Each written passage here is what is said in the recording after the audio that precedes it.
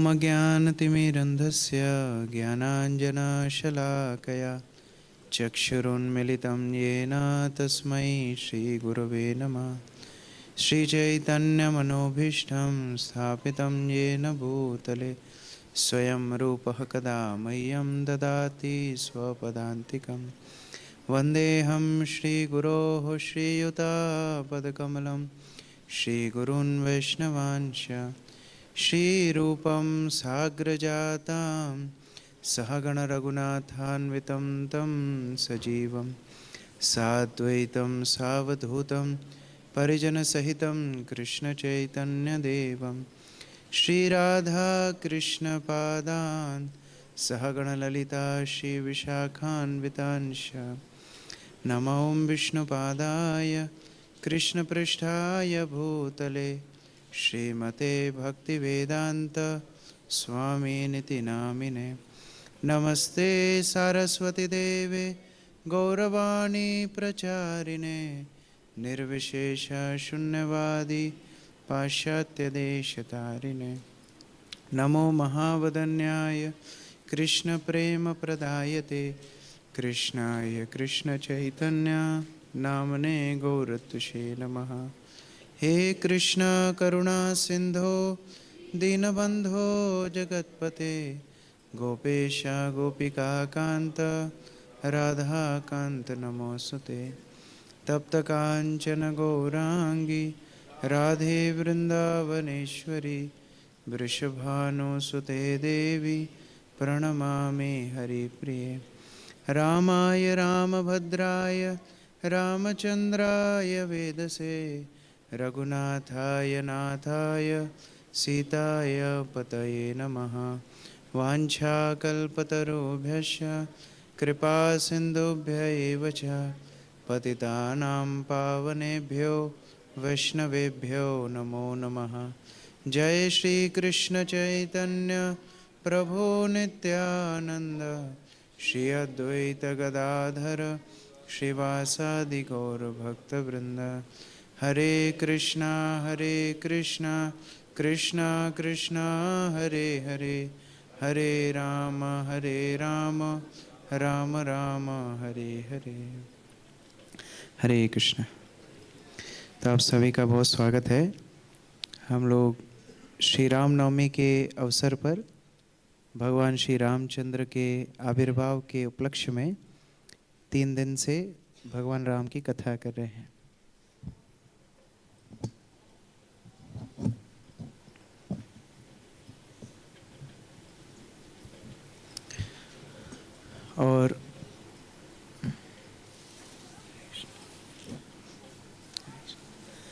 और ये अपेक्षा कर रहे हैं कि भगवान राम हमारी चेतना में आविर्भूत हो। पिछले 2 दिनों में हमने सुंदरकांड के कई अंशों को स्पर्श किया। किस प्रकार भगवान राम की शक्ति से हनुमान जी बहुत सारे ऐसे कार्य कर रहे हैं जो सामान्य मानव के लिए सोचना भी असंभव है। और ये पूरे के पूरे लीला का सारांश है किस प्रकार भगवान की प्रसन्नता के लिए भक्त किसी भी स्थिति तक जा सकते हैं। किसी भी क्षण किसी भी परिस्थिति में भक्त का मनोबल टूटता नहीं है।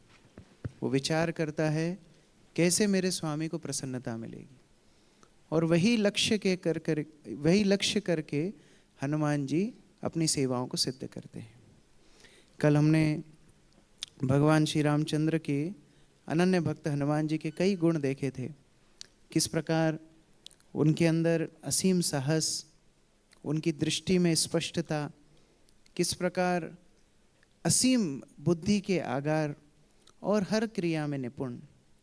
हनुमान जी लंका पहुंचते हैं और विचार करते हैं कि इस लंका के ऊपर जय कैसे प्राप्त की जाए।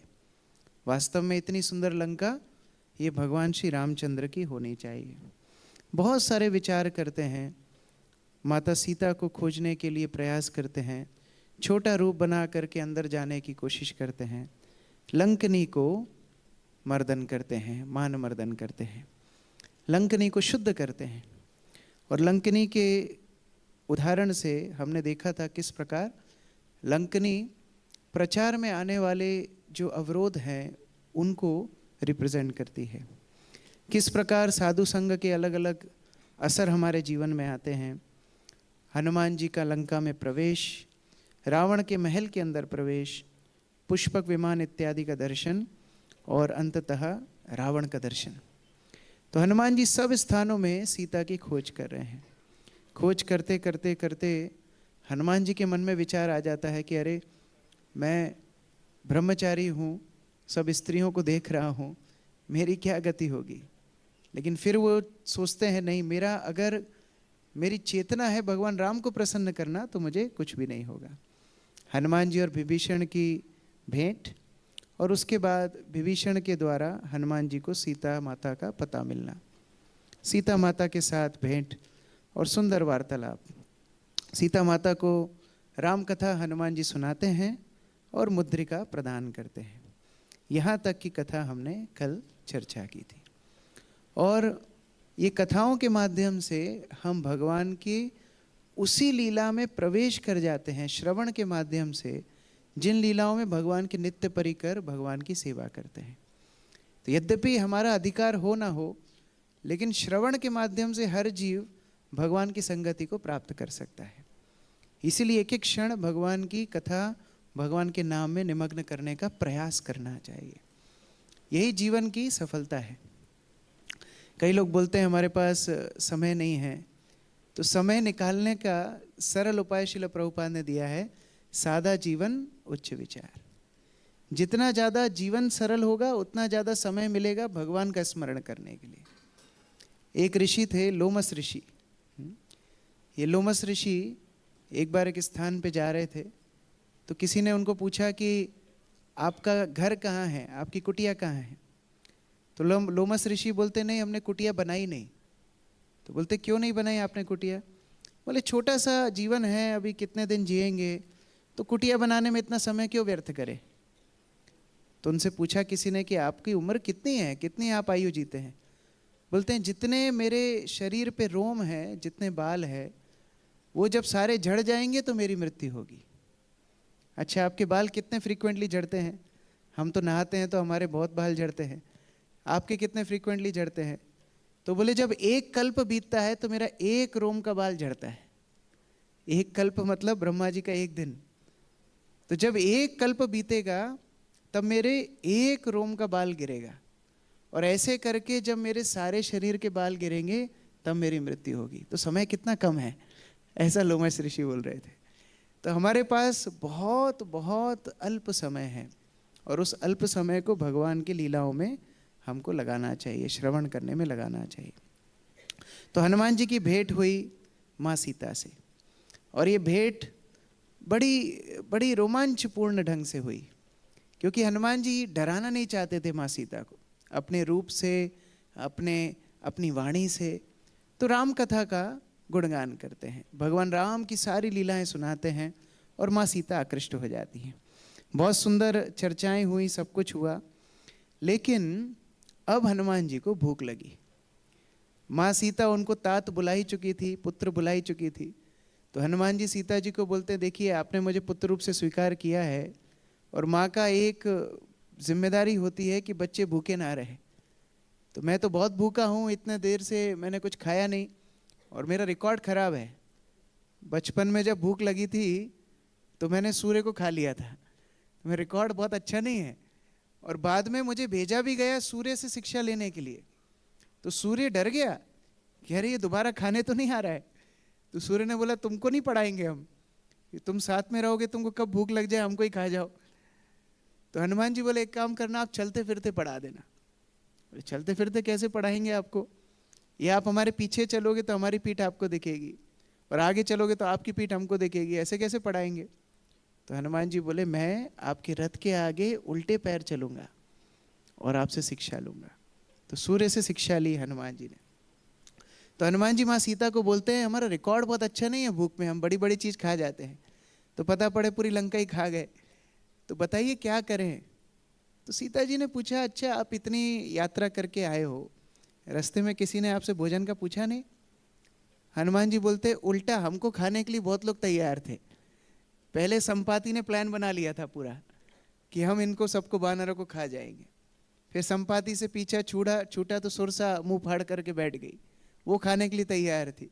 वहां से निकले सिंहिका ने तो खा ही लिया, फिर उसका ऑपरेशन करके बाहर निकले। और फिर लंकिनी, वो भी यही बोल रही थी तुमको खा जाऊंगी।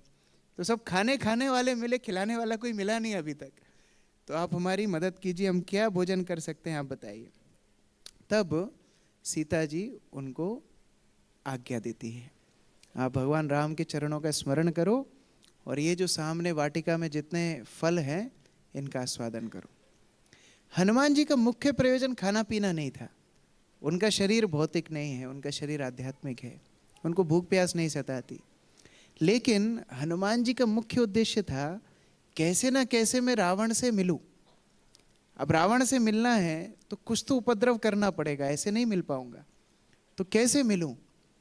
तो अब मौका मिल गया, माँ सीता की आज्ञा मिल गई। तो अब हनुमान जी ने फल इत्यादि खाना शुरू किए। अब उन्होंने सोचा फल खाएंगे तो जो रक्षक हैं उद्यान के वो आएंगे अशोक वाटिका के, हमको रोकेंगे।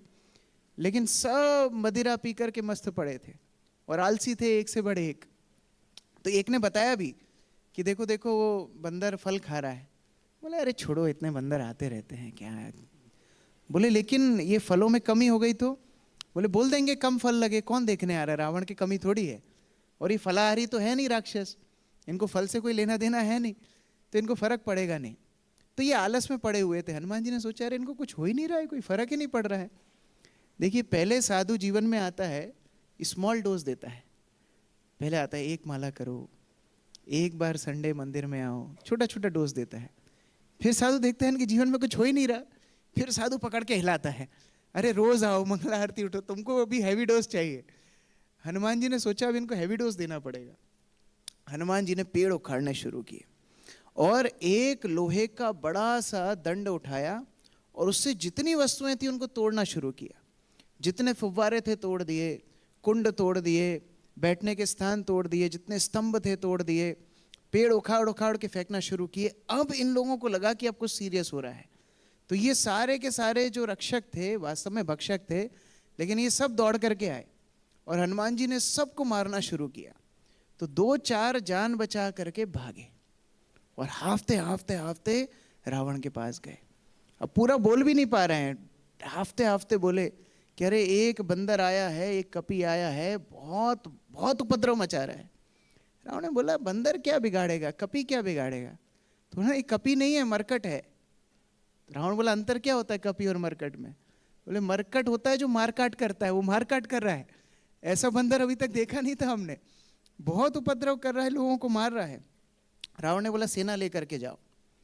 80,000 सैनिकों को लेकर के गए, 80,000। कई लोग प्रश्न पूछते हैं भगवान राम ने खरदूषण के 10,000 सैनिकों को अकेले कैसे मारा। यहाँ 80,000 गए सैनिक और हनुमान जी ने सबको मारना शुरू किया। किसी किसी को उठा करके पटकते थे, किसी के ऊपर पेड़ फेंकते थे, किसी के ऊपर पत्थर फेंकते थे, और कई तो 2-4 असुरों को पकड़ के एक दूसरे में भिड़ाते थे। ये हनुमान जी को फेवरेट था। 2 घोड़ों को उठाते एक दूसरे में भिड़ाते, हाथियों को उठाते एक दूसरे में भिड़ाते। कोई ने पूछा ऐसा क्यों मार रहे हो, बोले हमको करताल बजाने की प्रैक्टिस है, तो इसलिए ये हमारी फेवरेट स्टाइल है मारने की। खूब पटक पटक के मारा। अब कोई बोला कितनों को मारा, 80,000 तो आए और भी दौड़ दौड़ के आए। तो बोला कौन गिनती रखने की जरूरत कौन है, कौन से महापुरुष थे जिनकी जयंती बनानी है, हमको मरने दो, कोई दिन चिंता नहीं है। हनुमान जी मारते गए मारते गए मारते गए। अब बच बच के लोग रावण के पास बार बार जाते। यहाँ रावण सोचने लगा अरे ये तो साधारण बंदर नहीं दिखता है, साधारण वानर नहीं है, किसी को भेजना पड़ेगा। यहाँ हनुमान जी बोर होने लगे, 80,000 को मार दिया, बोर होने लगे, क्या करें क्या करें। हनुमान जी को पास में एक बड़ी सी चट्टान पर एक मंदिर दिखा। हनुमान जी ने बोला इधर मंदिर भी है क्या। हनुमान जी एक कूदी लगा करके उस मंदिर पे गए। मंदिर में देखा उनकी कुल देवी, जो भी ग्राम देवी जो भी थी, उनकी प्रतिमा थी और ये असुर उनको बड़ा सेवा पूजा करते थे शक्ति प्राप्त करने के लिए। हनुमान जी ने बोला अभी फल फ्रूट तो खा लिए, थोड़े और आइटम खाने चाहिए। तो हनुमान जी देवी के पीछे छुप गए। अब रात में असुर आते बड़े बड़े, हनुमान जी उनको बोले देवी की आवाज़ में, अरे आज मेरा दूसरा मूड है खाने का, आज मैं तुम्हारे मदिरा मांस नहीं खाऊंगी, आज तुम मेरे लिए खीर पूड़ी सब्जी पकौड़ा ये सब लेकर के आओ। जितने आइटम हनुमान जी को पसंद थे सब मंगा लिए। असुरों को बोला यहाँ रख के अभी कपाट लगा के जाओ। वो कपाट लगा के गए, हनुमान जी ने बढ़िया भोग प्राप्त किया। उसके बाद जैसे ही कपाट खोला, जितने भोग लगाने वाले थे उनको खत्म किया। यहाँ हनुमान जी वापस आए और रावण यहाँ पर सोच रहा है मैं भेजूं किसको। रावण ने भेजा जम्बूमाली को। बहुत बड़ा ये योद्धा था। इसने इतने बाण चलाने शुरू किए, इतने भाले इत्यादि फेंकने शुरू किए कि हनुमान जी को कई जगह पर घाव हो गया और कई जगह से रक्त निकलने लगा। वाल्मीकि जी लिखते हैं कि ऐसा लग रहा था कि सफ़ेद रंग का जो कमल है वो लाल कलर का हो गया है, लाल रंग का हो गया है। तो इतना रक्त हनुमान जी का बह रहा था। हनुमान जी ने बोला ये तो प्लानिंग में था ही नहीं, हमको तो अभी वापस जाना है। तो हनुमान जी ने फिर वही जो लोहे का दंड था उसको उठा करके जम्बूमाली की हत्या कर दी। अब फिर खबर गई तो रावण का एक पुत्र था प्रहास। तो ये प्रहस्त का 7 पुत्र थे। 7 पुत्रों को भेजा, हनुमान जी ने 7 को मार दिया। और हनुमान जी गर्जना करते हैं, अरे अच्छे योद्धाओं को भेजो, हमारी लड़ने की इच्छा है, ये चुटपुट को मत भेजो। तो रावण ने अपने 5 सेनापतियों को भेजा, उनको भी हनुमान जी ने मार दिया। फिर हनुमान जी बोलते हैं देखो घर में जब कोई आता है, चलो पानी वानी पिलाने, खातिरदारी करने कोई स्टाफ को भेज दो, थोड़ा बिठाने का स्थान स्टाफ को भेज दो, लेकिन कोई फैमिली मेंबर भी तो आना चाहिए ना। अभी इतनी देर से हम आपकी खातिरदारी ले रहे हैं लेकिन स्टाफ ही स्टाफ को भेज रहे हो आप, फैमिली मेंबर कौन है, फैमिली मेंबर को भेजो। तो हनुमान जी सोचने लगे फैमिली मेंबर कोई नहीं आ रहा है। रावण ने भेजा अपने पुत्र को, अक्षय कुमार को। अक्षय कुमार को भेजा, वो बॉलीवुड वाला अक्षय कुमार नहीं है, ये ओरिजिनल अक्षय कुमार है। तो ये आया स्वर्णिम सिंहासन, स्वर्णिम रथ पर बैठ करके। 10,000 हाथी घोड़े इत्यादि इसके साथ चल रहे थे। हनुमान जी ने सोचा ये जितनी बारात लेकर के आ रहा है इसको उसी हिसाब से रूप दिखाना पड़ेगा। हनुमान जी चट्टान समान विशालकाय हो गए। एक कहावत है, पहले दर्शनधारी बाद गुण विचारी। आपको अगर कोई प्रचार के लिए जाना है, लोग पहले आपका गेटअप देखते हैं, पहले दर्शनधारी। अगर आपका गेटअप ही अच्छा नहीं है लोग आपकी बात ही नहीं सुनेंगे। इसलिए पहले दर्शनधारी। हनुमान जी ने बोला अगर मैं ऐसा छोटा सा बानर बन के आया तो ये मेरे को दबाएगा। पहले से ही विशालकाय चट्टान जैसे हनुमान जी बन गए। अक्षय कुमार का वहीं पर हार्ट फेल हो गया देख करके, अरे इतना बड़ा बंदर, ये तो कभी देखा ही नहीं मैंने। तो प्रचारकों को ये भी ध्यान रखना चाहिए कि जब वो प्रचार करने जाए तो ठीक ठीक वेशभूषा में जाए, ठीक प्रस्तुति में जाए, जिससे प्रचार में उनको मदद मिले। अब अक्षय कुमार के साथ युद्ध होने लगा और ये अक्षय कुमार युद्ध में परास्त जब होने लगा तो इसने अपनी मायावी शक्तियों का प्रयोग किया। वे सब मायावी होते थे। तो ये आकाश में उड़ने लगा। तो ये आकाश में यहाँ से गायब हुआ और आकाश में प्रकट हुआ। और जैसे ही आकाश में प्रकट हुआ हनुमान जी ने उसको थप्पी कर दी। हमें बोला मेरे से हाइड एंड सीक खेल रहा है, मेरे को ही मायावी शक्ति आती है। और वहीं पर इसकी दोनों टांग पकड़ी, गोल गोल गोल घुमाया और भूमि में आके पटक दिया। अक्षय कुमार का हरि बोल हो गया। वहाँ देवता ऊपर से पुष्प वृष्टि करने लगे। देवताओं को तो मजा आ रहा था कि अभी एक मेंबर गया, दूसरा जाएगा, ये विकेट जितने पाकिस्तान के गिरते इंडिया की टीम मजा आता है। तो यहाँ पर सबको आनंद आ रहा था कि देवता असुर मर रहे, देवता को मजा आ रहा है। यहाँ पर हनुमान जी अपना परिचय देते हैं उत्तम सेवक का। देखो सीता की खोज तो हनुमान जी ने कर ही ली, लेकिन अब कुछ एक्स्ट्रा करके जा रहे हैं। वो रावण की शक्ति को माप रहे हैं, क्योंकि अब युद्ध तो छिड़ने वाला है और युद्ध में आपका जो अपोनेंट है, आपका जो शत्रु है, उसकी शक्ति का आभास होना बहुत ज़रूरी है। तो हनुमान जी रावण की शक्ति को माप रहे हैं कि कितनी शक्ति रावण के अंदर है, और इसीलिए वो ये सारे कार्य कर रहे हैं। अब रावण ने अपने दूसरे पुत्र को भेजा, इंद्रजीत। नाम था मेघनाथ। और एक्चुअली इनके नाम भी इतने खतरनाक होते हैं। रावण मतलब पता है क्या होता है? जिसका चिंतन करके रोना आ जाए, ये रावण। और मेघनाथ मतलब जिसके डर से मेघ बादल गरजने लगे। ये सारी अच्छी बातें नहीं है। और राम शब्द का मतलब क्या है? जो आनंद प्रदान करे। तो पहले नाम भी ऐसे होते थे गुणों के अनुसार। जैसे महाभारत में दुर्योधन का नाम शुरू से दुर्योधन नहीं था, उसका नाम सुयोधन था, लेकिन कर्म ऐसे थे कि नाम पड़ गया दुर्योधन। तो इस प्रकार ये मेघनाथ इंद्र के ऊपर जय करके आया था, इसलिए इसका नाम पड़ा था इंद्रजीत। आया, खूब सैनिकों को साथ में लेकर के आया। ये एक बार में कई हजार बाण छोड़ता था, लेकिन हनुमान जी इतनी गुलाटी खाते थे, इतना इधर उधर से कूदते थे, एक भी बाण हनुमान जी को नहीं लग रहा था, क्योंकि ये इंद्रजीत था, इंद्रिय जीत नहीं था। हनुमान जी इंद्रियों के ऊपर जय प्राप्त किए थे। वो वास्तविक गोस्वामी होते हैं, वास्तविक राजा होते हैं जिन्होंने इंद्रियों के ऊपर विजय प्राप्त की है। तो ये इंद्रजीत बहुत प्रयास करने लगा। इसने सोचा ऐसे तो मैं हार जाऊंगा, मेरा रिकॉर्ड खराब हो जाएगा, तो क्या करना चाहिए। इसने ब्रह्मास्त्र छोड़ा। अब जैसे ही ब्रह्मास्त्र छोड़ा, हनुमान जी सोचने लगे कि मेरे वरिष्ठों का सम्मान करना मेरा शिष्टाचार है। ब्रह्मा जी का वैसे हनुमान जी को वरदान था कि ब्रह्मास्त्र आपको कुछ ही क्षण तक पकड़ के रख सकता है, लेकिन ब्रह्मास्त्र के आगे आप परास्त कभी नहीं होगे। ये ब्रह्मा जी ने पहले ही वरदान दिया था। लेकिन जैसे ही इंद्रजीत ने ब्रह्मास्त्र छोड़ा, हनुमान जी नतमस्तक हुए अपने वरिष्ठों के सामने। दो मुख्य शिक्षाएं यहाँ पर हैं। एक, कोई कितना भी बड़ा हो जाए, वरिष्ठों के सामने झुकना उसको आना चाहिए। जीवन की सबसे बड़ी दुखद परिस्थिति वो होगी जहां आप अपने से वरिष्ठों से सम्मान की अपेक्षा करने लगे। विशेषतः भक्ति जीवन में अपने से वरिष्ठों से अगर सम्मान की अपेक्षा होने लगे, मतलब हमारा आसुरी स्वभाव हमारे ऊपर हावी हो गया है। हनुमान जी ब्रह्मा जी को प्रणाम करते हैं। और आगे भी एक और परिस्थिति ऐसी आएगी, जब युद्ध कांड शुरू होगा तो एक परिस्थिति ऐसी आती है जहाँ रावण हनुमान जी को ललकारता है कि आओ मुझसे युद्ध करो। हनुमान जी बोलते हैं आपका काम तो हमारे भगवान जी निपटाएंगे, हमारे साथ मत आप युद्ध करो, नहीं तो मैच बिगड़ जाएगा अभी। जैसे हमारे गोविंदास में अलग अलग शेफ्स हैं, हेल्पर है, फिर सेकंड सीडीपी, फर्स्ट सीडीपी, फिर उसके बाद में हेड शेफ। तो जो हेड शेफ मेन छोक मारता है ना, उसका वो काम है। हेल्पर अगर छोक मार देगा तो हेड शेफ नाराज हो जाएगा। तो हनुमान जी बोले देखो काम तो तुम्हारा हम निपटा सकते हैं, लेकिन ये मेन काम भगवान का है।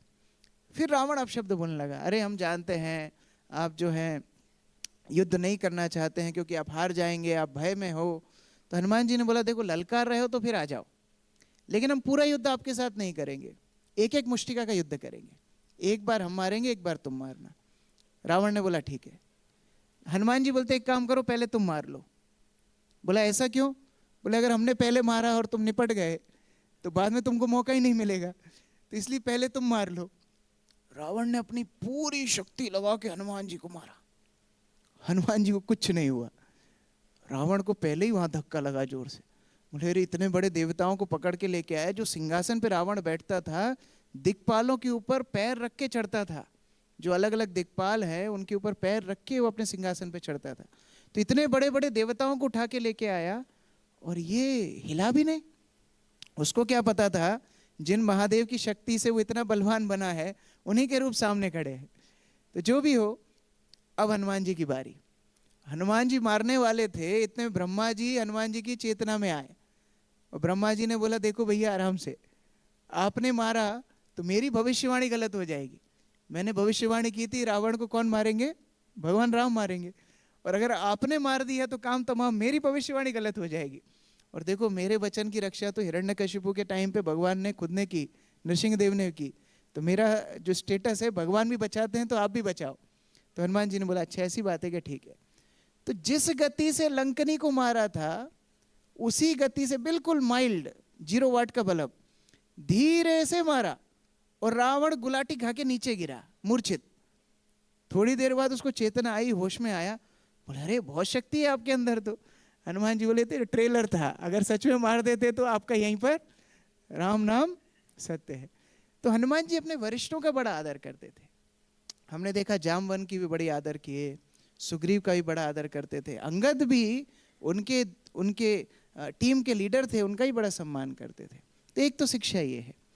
दूसरी शिक्षा महत्वपूर्ण ये है कि हनुमान जी जानते थे अगर मैं यहाँ पर मारता रहा तो रावण को जो मुझे मौका देना है, जो मुझे एक बार उसको समझाना है कि आप सीता माँ को लौटा दीजिए, वो मौका मुझे नहीं मिलेगा। तो कई बार युद्ध जीतने के लिए छोटी मोटी हार स्वीकार करनी पड़ती है। इंग्लिश में बोलते हैं to win a war you can lose some battles. तो छोटी मोटी हार स्वीकार करनी पड़ती है कभी कभी बड़े बड़े युद्ध जीतने के लिए। तो हनुमान जी तैयार हो गए कि ठीक है मैं बंध जाऊंगा, और हनुमान जी को बांध करके इंद्रजीत रावण के सामने लेकर के आता है। प्रहस्त खड़ा होता है प्रहस्त बोलता है, हे वानर तुम्हारा परिचय दो। ये एक कोर्ट प्रोसीडिंग्स में होता है ना, पहले जज पूछता है अपना नाम बताइए, परिचय बताइए। तो ऐसे प्रहस्त पूछा, बताओ अपना परिचय बताओ। हनुमान जी अपना परिचय देते हैं, मैं राम का दूत हूँ, मैं श्री राम का सेवक हूँ। ये भी एक शिक्षा है, भक्त लोगों को अपना भक्त होने का परिचय छुपाना नहीं चाहिए। कई लोग इतना डरते हैं, तिलक मिटा के बाहर जाएंगे, धोती कुर्ता मंदिर में ही आके चेंज करते हैं, फिर मंदिर से जाने के बाद पैंट पहन के बाहर जाते हैं। कई दोस्तों के सामने हरे कृष्णा गलती से निकल जाए तो बोलते नहीं नहीं वो टीवी देख रहा था ना, कृष्णा कृष्णा ज्यादा चल रहा था इसलिए निकल गया। इतना छुपाना क्यों? लोग गलत काम करते हैं, खुले में करते हैं, भक्त लोगों को अपनी भक्ति छुपाने की आवश्यकता क्या है? हनुमान जी रावण के महल में परिचय दे रहे हैं, मैं राम का दास हूं, मैं राम का सेवक हूं, मैं राम का दूत हूं।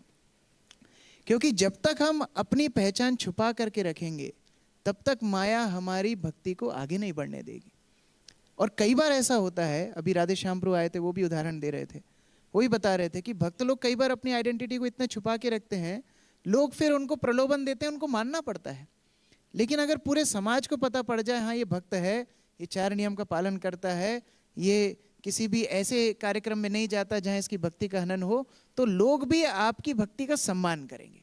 धीरे धीरे वो समझ जाएंगे आपके साथ आलतू फालतू बात नहीं करना।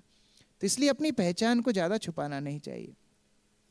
हनुमान जी सबसे पहले जा करके, अब देखिए कल भी हम विचार कर रहे थे, समुद्र लांग के आए, कितना पराक्रम दिखाया, लंकनी को हराया, इतने सारे हजारों लाखों असुरों का वध किया।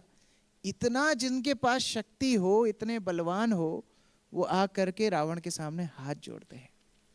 हम लोग ये पहले दिन भी चर्चा कर रहे थे, जिन वृक्षों में फल होते हैं वही झुकते हैं। तो विनम्रता गुण है, ये शक्ति है, ये विनम्रता उनकी पहचान है जिनको भगवान की कृपा प्राप्त हुई है, वही विनम्र बनते हैं। विद्या ददाति विनयम। हनुमान जी हाथ जोड़ करके रावण को बोलते हैं, देखिए आप बहुत बड़े परिवार में आए हो, आप ब्राह्मण कुल में जन्म लिए हो, अपने कुल की गरिमा को रखिए। ब्राह्मण तो भीख भी स्वीकार नहीं करता, दूसरे की संपत्ति छुड़ाना तो बहुत दूर की बात है, और आपने तो दूसरे की स्त्री का हरण किया, और वो भी सारे जगत की माता सीता का आपने हरण किया। ये आपके कुल की शोभा को बढ़ाएगा नहीं घटाएगा। आप माँ सीता को ससम्मान वापस लौटा दीजिए। बड़े विनम्र भाव से हाथ जोड़ करके हनुमान जी बोल रहे हैं।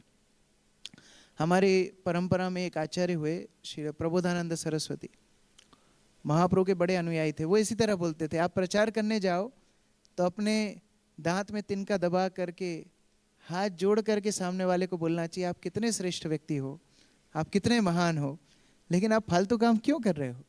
तो व्यक्ति पहले सुनेगा, हाँ मेरा सम्मान कर रहे हैं, मेरा गुणगान कर रहे हैं, आज तक किसी ने इज्जत दी नहीं, ये पहला आदमी इज्जत दे रहा है। क्योंकि इस्कॉन में आके ही माला मिलती है, नहीं तो लोगों के तो फोटो पे ही माला टंगती है बस। एक शादी में पहनाते हैं और एक फोटो पे टंगती है, 2 बार ही माला मिलती है। इस्कॉन में आके रोज मिलती है, सुबह शाम मिलती है। और लोग अपने पिता के नाम के आगे भी श्री लगाना भूल गए हैं, लोग अपनी माता के नाम के आगे भी जी लगाना भूल गए हैं। लेकिन इस्कॉन में आते से ही प्रभु जी, माता जी ऐसी सुनने की आदत पड़ती है कि हम खुद अहंकारी हो जाते हैं। राधानाथ महाराज बोलते हैं, पहले व्यक्ति आता है दास बन के, फिर बनता है प्रभु, और फिर बन जाता है महाप्रभु। तो ये समस्या है, अमान ही न मान देना। कितना कौन प्रगति कर रहा है उसका मापन होता है कौन कितना विनम्र है। हनुमान जी विनम्रता के साथ झुक रहे हैं। अच्छा, रावण उस विनम्रता से 1% भी प्रभावित नहीं हुआ। क्यों? क्योंकि रावण की 10-10 खोपड़ी है। खोपड़ी मतलब खो पड़ी गई, उसकी बुद्धि तो है ही नहीं, केवल 10 मकान है, इसके अंदर कुछ रहता नहीं है कोई। बुद्धि जब किसी की चली जाए तो कोई कितने ही गुण का खदान हो, उसके अंदर गुण नहीं दिखेंगे। रावण की स्थिति इसी तरह है। खूब नाराज हो गया, हनुमान जी के ऊपर नाराज होने लगा। अब हनुमान जी को क्रोध आया, अरे अच्छे से समझा रहे हैं फिर भी क्रोध कर रहा है। हनुमान जी को क्रोध आया। हनुमान जी बोलते हैं, अगर आप सीता को नहीं लौटाओगे, सावंश आपका नाश रामचंद्र कर देंगे, और रामचंद्र तो बाद में आएंगे। हाँ, अगर हमें मौका मिले तो हम ही निपटा देते अभी आपको। इतनी बात सुन के तो रावण को और गुस्सा आने लगा। एक सिर किसी का गर्म होता है क्या स्थिति होती है, आप लोग का अनुभव है। 10-10 सिर गर्म होने लगे रावण के, स्थिति बड़ी गंभीर हो गई। साधु आपको आईना दिखाता है। दो तरह के कैमरामैन होते हैं ना, जैसे ये प्रभु जी बैठे हैं कैमरा लेकर के, तो दो तरह के कैमरामैन होते हैं।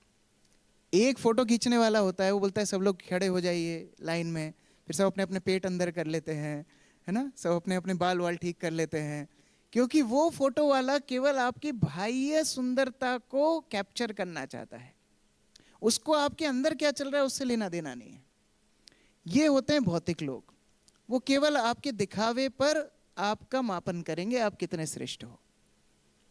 अब आता है दूसरे तरह का कैमरामैन, वो होता है डॉक्टर लोग, जो एक्सरे करवाते हैं, सीटी स्कैन करवाते हैं, एमआरआई करवाते हैं। अब आप कितने भी सुंदर हो, एक्सरे मशीन के सामने मेकअप नहीं चलेगा, वो एक्सरे मशीन के सामने अंदर कौन सी हड्डी टूटी है वो आएगा। तो वो साधु होता है। साधु वो एक्सरे मशीन है जो बाहर से कितना ही आडंबर कोई व्यक्ति करे उससे साधु इंप्रेस नहीं होता। साधु बताता है तुम्हारा अनर्थ क्या है। हनुमान जी अब रावण को अभी दंड दे रहे हैं अपने शब्दों के माध्यम से। रावण को हनुमान जी बोल रहे हैं कि देखो, अगर आपका विनाश भगवान रामचंद्र के हाथ से हुआ, सारे कुल का विनाश भगवान राम करेंगे, आपके पीछे रोने के लिए भी कोई नहीं बचेगा, इसलिए अभी भी समय है, माँ सीता को लौटा दीजिए। अब नीति शास्त्रों में एक श्लोक है, दुग्धपानम भुजंगानम केवल विषवर्धनम, उपदेशानाम ही मूर्खानाम केवल क्रोधवर्धनम। अगर सांप को दूध पिलाओगे तो क्या होगा, केवल उसका विष बढ़ेगा। उसी तरह अगर मूर्ख व्यक्ति को उपदेश दोगे तो केवल उसका क्रोध बढ़ेगा। और अच्छा उससे बात भी करोगे ना तो वो यही बोलेगा हम गुस्सा थोड़ी हो रहे हैं, और आपके ऊपर चिल्लाता जाएगा। ये मूर्ख व्यक्ति की पहचान होती है। तो रावण बोलता है, हे बंदर, मुझे तेरी मौत दिखाई दे रही है, मौत दिखाई दे रही है मुझे। हनुमान जी बोले, हाँ मुझे भी मौत दिखाई दे रही है, मेरे पास ही खड़ी है, और वो मुझे पूछ रही है जो सामने बैठा है, इसको अभी निपटाऊं कि 1 घंटे बाद निपटाऊं, कितनी देर से निपटाऊं। रावण को बड़ा क्रोध आ रहा था। हनुमान जी जिस तरह बात कर रहे थे, हनुमान जी को मृत्यु दंड देने का निश्चय किया। अब मृत्यु दंड का जैसे ही निश्चय किया, जितने असुर थे वो तो इंतजार ही कर रहे थे कि कब काटें, कब मारें, कब खाएं। ये उनका उनका दिन का हाईलाइट यही होता था, किसी को मारना, काटना, खाना। तो वो लोग तुरंत आक्रमण करने लगे। और हनुमान जी की शरणागति देखो, 1 इंच भी अपने स्थान से हिले नहीं। कई उदाहरण ऐसे हैं। अभी हम लोग भागवत के 7वें स्कंद पढ़ रहे हैं, आज सुबह ही हमने पढ़ा कैसे प्रहलाद के ऊपर कितने अत्याचार हिरण्यकशिपु ने किए। सब ट्राई कर लिया, लेकिन प्रहलाद 1 इंच भी अपने स्थान से हिले नहीं, भगवान का स्मरण कर रहे हैं। 9वें स्कंद में महाराज अम्बरीश दुर्वासा मुनि मारने के लिए तत्पर हैं, मारने के लिए शक्ति भेजते हैं, और अम्बरीश महाराज अपने स्थान से 1 इंच नहीं हिलते हैं। इतना अटूट विश्वास भगवान के आश्रय के ऊपर, भगवान की रक्षा के ऊपर है। हनुमान जी को विश्वास है, जो भगवान राम की कृपा मुझे यहाँ तक लेकर के आई, जिन्होंने मुझे सिंहिका से बचाया, जिन्होंने सुरसा से बचाया, जिन्होंने लंकिनी से बचाया, जिन्होंने अक्षय कुमार से बचाया, वैसे अक्षय कुमार से सबको ही बचाया भगवान, तो जिससे मुझे भगवान ने बचाया आज यहाँ भी बचाएंगे। तो जैसे ही ये स्मरण किया, भगवान ने एक सुपात्र भेज दिया। किसको भेजा? विभीषण को भेज दिया। भगवान हमारे जीवन में जब साधु को भेजते हैं, हमारे जीवन की रक्षा होती है। विभीषण आकर के बोलता है, रुकिए, आप दूत को मृत्यु दंड नहीं दे सकते। बोले, दूत कहाँ है? ये तो सारा विनाश करके आया है, इतने लोगों को मार के आया है, इसको तो मारना ही चाहिए। विभीषण पता है क्या बोलते हैं? विभीषण बोलते हैं, एक्चुअली इन्हें सेल्फ डिफेंस में मारा, ये सेल्फ डिफेंस कर रहे थे, और सेल्फ डिफेंस वाले को थोड़ी दंड मिलता है। सेल्फ डिफेंस कैसा? बोलते, देखो बंदर का स्वभाव है खाना। अब खा भी क्या रहा था? फल फ्रूट खा रहा था अशोक वाटिका में। जिस लंका में भैंस खाओ, गधा मार के खाओ, भेड़ मार के खाओ, किसी पे पाबंदी नहीं है, फल खाने पे क्यों पाबंदी है? तो आपका नियम ही गलत था। जिस लंका में हर किसी को हर कोई मार के खा रहा है, आपने सबको खुली छूट दे रखी है, तो फल खाने वाले को क्यों पकड़ने गए? और जब फल खाने वाले को पकड़ने गए तो सेल्फ डिफेंस ने इसने मारा, तो इसलिए इसको दंड नहीं मिलना चाहिए। अब रावण के सर घूम गया, सारे सर घूम गए होंगे। रावण सोचने लगा, अरे ये तो बात तो सही है, लेकिन दंड तो देना चाहिए, क्या दंड दें? तो रावण बोलता है, एक काम करो, इसके अंग भंग कर दो। जितने इसके अंग है भंग कर दो। बताया नहीं कौन सा अंग भंग करो। अब हनुमान जी सोच रहे हैं कौन सा अंग भंग करेंगे ये लोग, कौन सा काटेंगे, क्या सोचेंगे, क्या करेंगे। हनुमान जी सोचने लगे, शूर्पणखा की लक्ष्मण ने क्या काटी थी? नाक काटी थी, है ना। लगता है ये हमारी नाक ही काटेंगे। लेकिन इतनी दूर आए भगवान राम के दूत बन के, नाक कटा के तो यहाँ से नहीं जा सकते। भगवान ने भेजा और यहाँ से नाक कटा के वापस जाए तो भगवान का असम्मान होगा। आचार्य लोग बड़ा सुंदर इसमें शिक्षा देते हैं। हम सबको भगवान ने भेजा, हम किसकी इच्छा से आए? भगवान की इच्छा से आए। और गर्भ में हम भगवान को वचन देते हैं, भगवान जैसे जन्म लूंगा आपका भजन करूंगा। और जन्म लेके क्या कराते हैं? अपनी नाक कटवा लेते हैं। नाक कटवा के भगवान के पास जाते हैं। हनुमान जी ने बोला मैं अपनी नाक नहीं कटवाऊंगा, क्या करूं क्या करूं क्या करूं, विचार करने लगे। बृहद भागवतामृत में भी इसी संदर्भ में एक सुंदर कथा आती है। गोप कुमार की कहानी आती है, बहुत लंबी कथा है, जिस शिक्षा की दृष्टि से देखेंगे। गोप कुमार बहुत स्थानों में गया, अलग अलग ग्रहों पे गया। और शुरुआत में उसके गुरु ने गोप कुमार को एक मंत्र दिया।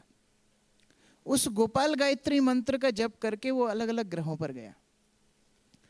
एक बार वो अपने गुरु महाराज से पुनः मिला और आचार्य लोग उसमें बहुत सुंदर शिक्षा देते हैं।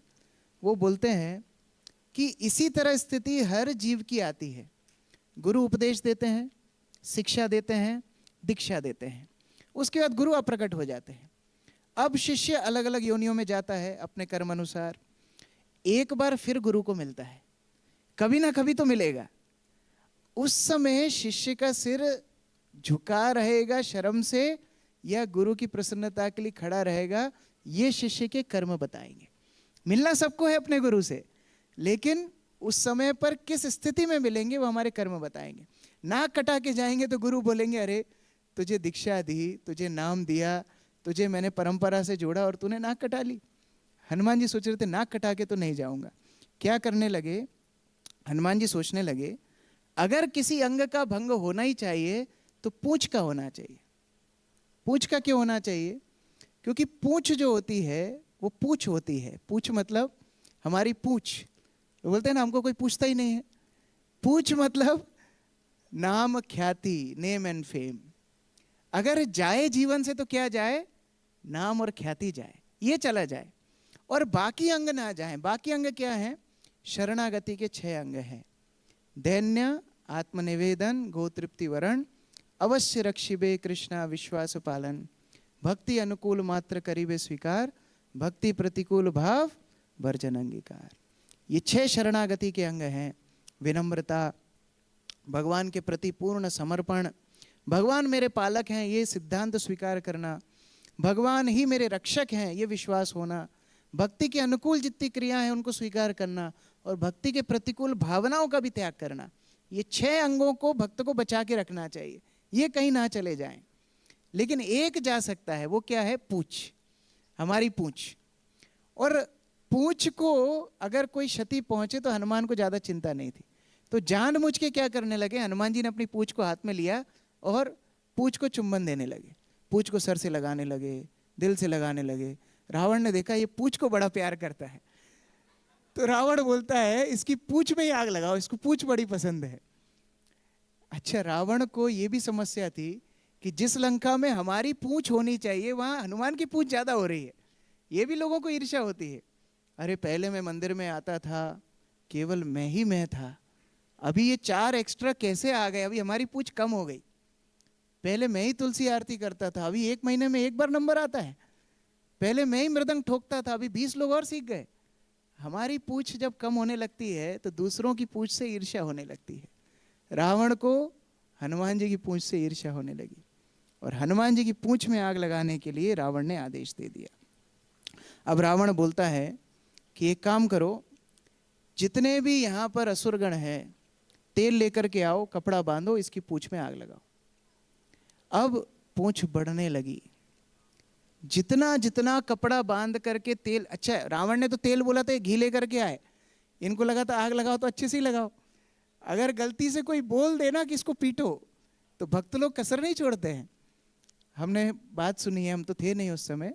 एक बार हमारे मंदिर में एक चोर आ गया था, तो गुरु महाराज के कमरे में घुस गया और गुरु महाराज की अलमारी को तोड़ दिया और अलमारी को तोड़ के वहाँ से सामान ले करके जा रहा था। उसको भक्तों ने पकड़ लिया। अब जब भक्तों ने पकड़ा तो भक्त लोग तो वैसे ही तृणादपि हाथों में खुजली होती है, कुछ कर नहीं पाते हैं। आज चोर पकड़ में आया तो जो एकदम विनम्र से विनम्र थे, सीतानाथ प्रभु, इंद्रीश प्रभु, बेचारे किसी को कुछ बोले भी नहीं, उन्होंने भी लात घूसा देना शुरू किया, क्योंकि मौका आज मिला है तो बस अच्छे से ही निकालना है। तो असुरों ने कहा कि अब आग लगाना है तो अच्छे से ही लगाएं। सब घर घर से लेकर के आए, पूछ बढ़ती गई, कपड़ा बांधते गए, तेल डाल रहे हैं, घी डाल रहे हैं, सब बांध बांध के उसको लंबा कर रहे हैं। अच्छा, भक्तों की जो पूंछ कम करना चाहेगा ना, पूंछ उतनी बढ़ेगी। माधवेंद्रपुरी अपनी ख्याति से बाहर भाग रहे हैं, दूर भाग रहे हैं, भगवान ने उनकी ख्याति और बढ़ा दी। जो भक्त ख्याति से दूर भागेगा भगवान उसकी ख्याति और बढ़ा देंगे। यहाँ पूंछ मिटाने का प्रयास चल रहा है, यहाँ हनुमान जी की पूंछ और बढ़ती चली जा रही है। श्रील प्रभुपाद जब बॉम्बे में थे, भक्त लोगों ने प्रभुपाद बोला, प्रभुपाद ये मूवी आई है इस्कॉन के ऊपर, दम मारो दम सदा बोलो क्या, हरे कृष्ण हरे राम, ऐसा कुछ मूवी आई है। तो ये मूवी बड़ा कुप्रचार कर रही है हमारी संस्था का। प्रभुपाद क्या बोले? प्रभुपाद बोले एक समय आएगा दम मारो दम सब भूल जाएंगे, हरे कृष्ण हरे राम सब याद रखेंगे। ये प्रभुपाद बोले। तो जितना दबाने का प्रयास करोगे उतना उठ करके भक्त बाहर आएगा। तो हनुमान जी की पूंछ बढ़ने लगी। यहाँ सीता माता को खबर मिल गई कि अरे सारे के सारे असुरगण एकदम कंट्रीब्यूशन करके पार्टी कर रहे हैं, सब घर से अपने तेल लगा लगा करके आग लगाने का प्रयास कर रहे हैं, पूंछ में कपड़ा बांध रहे हैं। सीता माता बोला, अरे इतना छोटा सा मेरे रूप, हनुमान जी माता सीता के सामने तो छोटे से आए थे और इतनी सुंदर मुझे कथा सुना के गया, इसको इतनी पीड़ा होगी। अपनी सारी सतीव्रता धर्म को समेट करके माँ सीता अग्निदेव को अर्पित कर रही हैं। बोले अगर मैं सतीव्रता हूँ, अगर मैंने भगवान राम की एकनिष्ठ सेवा की है तो आप ठंडा लगना, उसको गर्म नहीं लगना चाहिए। और वास्तव में जब इन असुरों ने आग लगाई हनुमान जी की पूंछ में तो हनुमान जी को पता नहीं पड़ा, पीछे मुड़ के देखना पड़ा, अच्छा लग गई क्या, आग लग गई, पता ही नहीं पड़ा। ऐसे हनुमान जी को शीतलता अग्नि ने प्रदान की। अब हनुमान जी ने सोचा, देखो हमारे इस्कॉन में बहुत सारे डिपार्टमेंट्स होते हैं और एक डिपार्टमेंट है स्काई डिपार्टमेंट। अभी थोड़ा मैं अपने डिपार्टमेंट का प्रमोशन करूंगा। तो स्काई डिपार्टमेंट में क्या होता है, जो भक्त डोनेशन देते हैं ना उनको हम गिफ्ट भेजते हैं, और अंदर की बात बताएं, जो जितना डोनेशन भेजता है उसको उतना बड़ा गिफ्ट भेजते हैं। तो हनुमान जी सोचने लगे स्काई डिपार्टमेंट की पॉलिसी अपनाते हैं हम। क्या करते हैं, जिसने जितना तेल डाला है ना उसके घर में उतनी आग बराबर लगनी चाहिए, गिफ्ट उसके घर तक पहुंचानी पड़ेगी हमको। और जिसने तेल नहीं भेजा उसके घर में गिफ्ट नहीं भेजेंगे हम। तो एक व्यक्ति ने तेल नहीं भेजा था, कौन? विभीषण। विभीषण के घर से डोनेशन नहीं आया तो विभीषण को गिफ्ट नहीं जाएगा। और बाकी सब ने बराबर तेल डाला है तो सबके घर में जा जाके मैं आग लगाऊंगा। बस हनुमान जी ने अपना अग्नि लगाने का कार्यक्रम शुरू किया। अच्छा, पूंछ इतनी बड़ी थी, हनुमान जी को ज़्यादा उचकना नहीं पड़ रहा था। वो पूंछ घुमाते थे, एक कॉलोनी निपटा देते थे, फिर इधर निपटाते थे दूसरी कॉलोनी, जैसे कोई पाइप से पानी डालता है ना पिचकारी बना करके। तो सब जगह मस्त आग लगा रहे थे।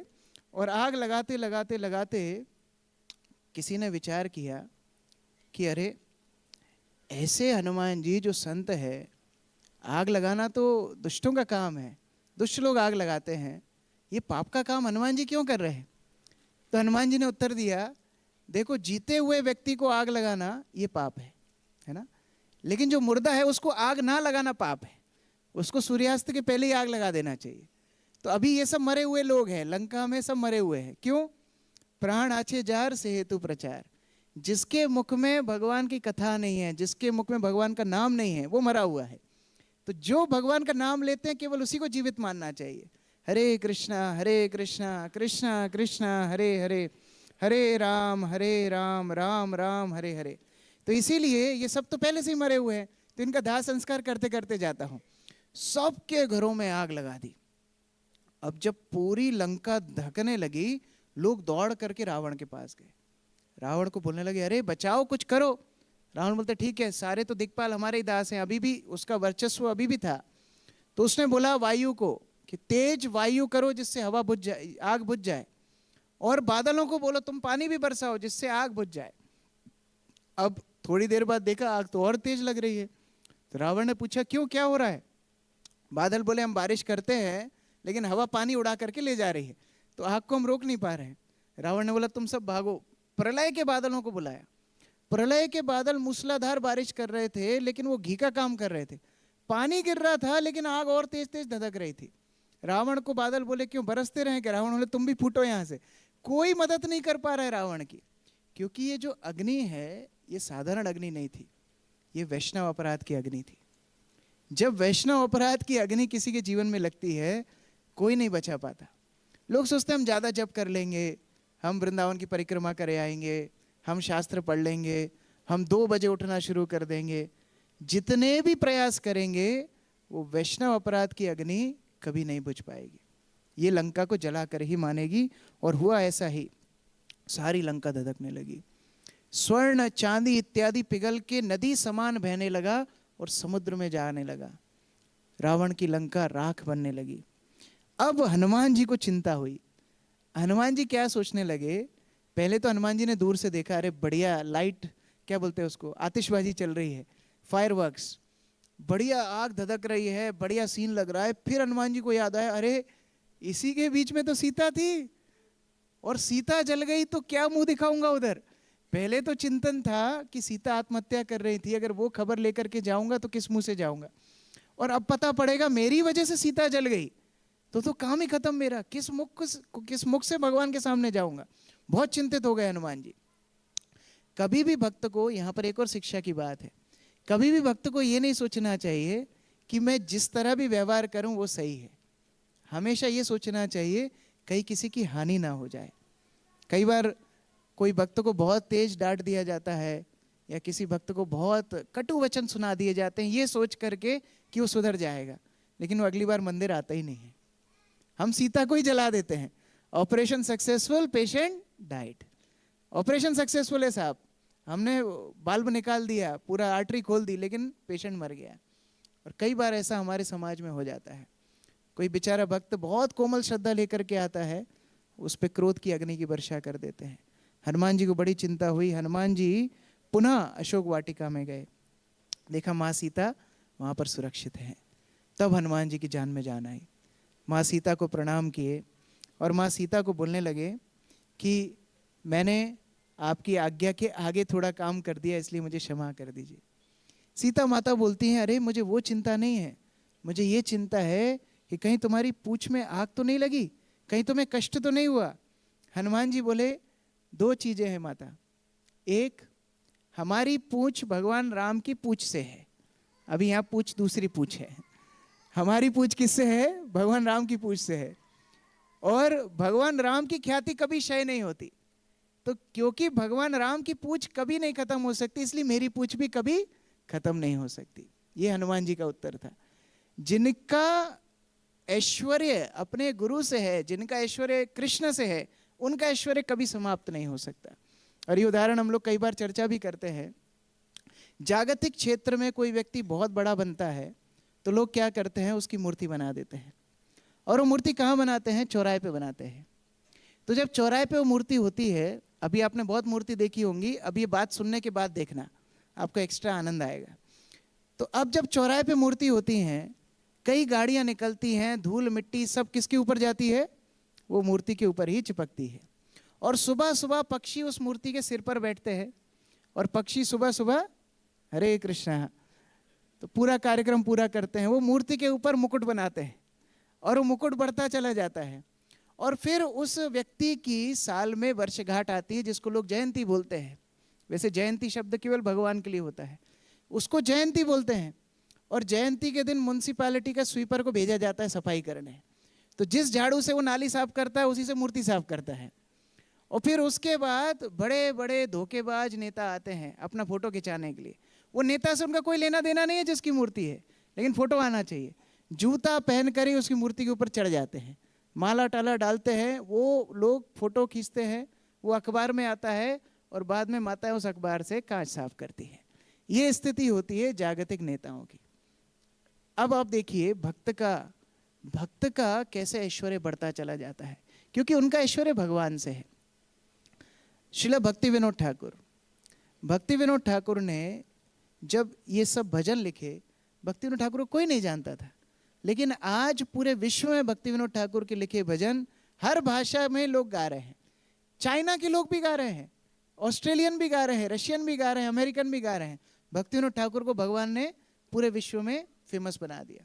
श्रील प्रभुपाद, एक कलकत्ता का साधारण सा गृहस्थ भक्त जो अपने गुरु की आज्ञा पालन करने के लिए संन्यास लेता है, मालवाही जहाज में बैठ करके अमेरिका जाता है, और क्योंकि कृष्ण की ख्याति का प्रचार करता है, आज सारे संसार में लोग जय प्रभुपाद कहकर उनकी गुणगान कर रहे हैं। तो जिसकी पूछ भगवान की पूछ से हो, उसको कौन मिटा सकता है? ये प्रभुपाद की ख्याति है।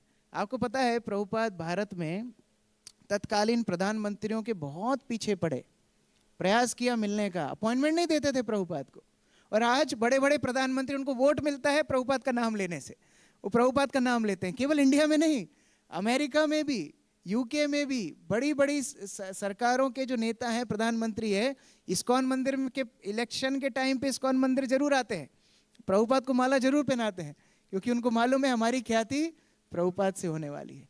तो जिनकी पूछ भगवान की पूछ से है, उनकी पूछ को कोई नहीं मिटा सकता। और दूसरी बात हनुमान जी बोलते हैं, मुझे पता है आपके आशीर्वाद से ये शीतलता मेरे जीवन में आई है। भक्ति जब तक जीवन में ना हो तब तक शीतलता नहीं हो सकती। लोग धधकते हैं त्रिताप में, आदि दैविक, आदि भौतिक, आदि आत्मिक क्लेश, लेकिन जैसे ही भक्ति का आश्रय मिलता है, महात्मा नस्तु माम पार्थ दैवीं प्रकृतिम आश्रिता, मुझे आपका आश्रय मिला इसलिए मुझे किसी प्रकार का कष्ट नहीं हुआ। माँ सीता से बहुत सुंदर वार्तालाप करते हैं। अब हनुमान जी एक और प्रार्थना माँ सीता से बोलते हैं आप मुझे कुछ चिन्ह दे दीजिए जो ले जा करके मैं भगवान रामचंद्र को दिखाऊंगा, कुछ चिन्ह दे दीजिए। माँ सीता बोलती है, देखो तुमने इतना बड़ा काम किया, क्या भगवान राम तुम्हारे ऊपर भरोसा नहीं करेंगे? क्या ट्रस्ट नहीं है क्या भगवान को तुम्हारे ऊपर? हनुमान जी बोले, उनको तो मेरे ऊपर भरोसा है, मुझे मेरे अपने आप पे भरोसा नहीं है। बोले ऐसा क्यों बोल रहे हो? बोले आते टाइम मुद्रिका मुझे यहाँ तक लेके आई थी, अब मैं वापस कैसे जाऊँगा? मुद्रिका तो आपको दे दी, तो अगर आप मुझे कुछ चिन्ह दे दें तो उसके भरोसे में राम जी तक पहुँच जाऊँगा, तो आपकी कृपा मुझे चाहिए। कृष्ण की कृपा से गुरु मिलते हैं, गुरु की कृपा से कृष्ण मिलते हैं। तब माँ सीता उनको चूड़ामणि निकाल करके देती हैं और हनुमान जी उस चूड़ामणि को स्वीकार करते हैं। अब जाने का समय है, माँ सीता बहुत भावुक हो जाती हैं। देखिए इतने महीनों से राक्षसियों के बीच में रह रही हैं, इतने महीनों से मारो काटो यही सुन रही हैं, रावण रोज ला करके धमकाता था।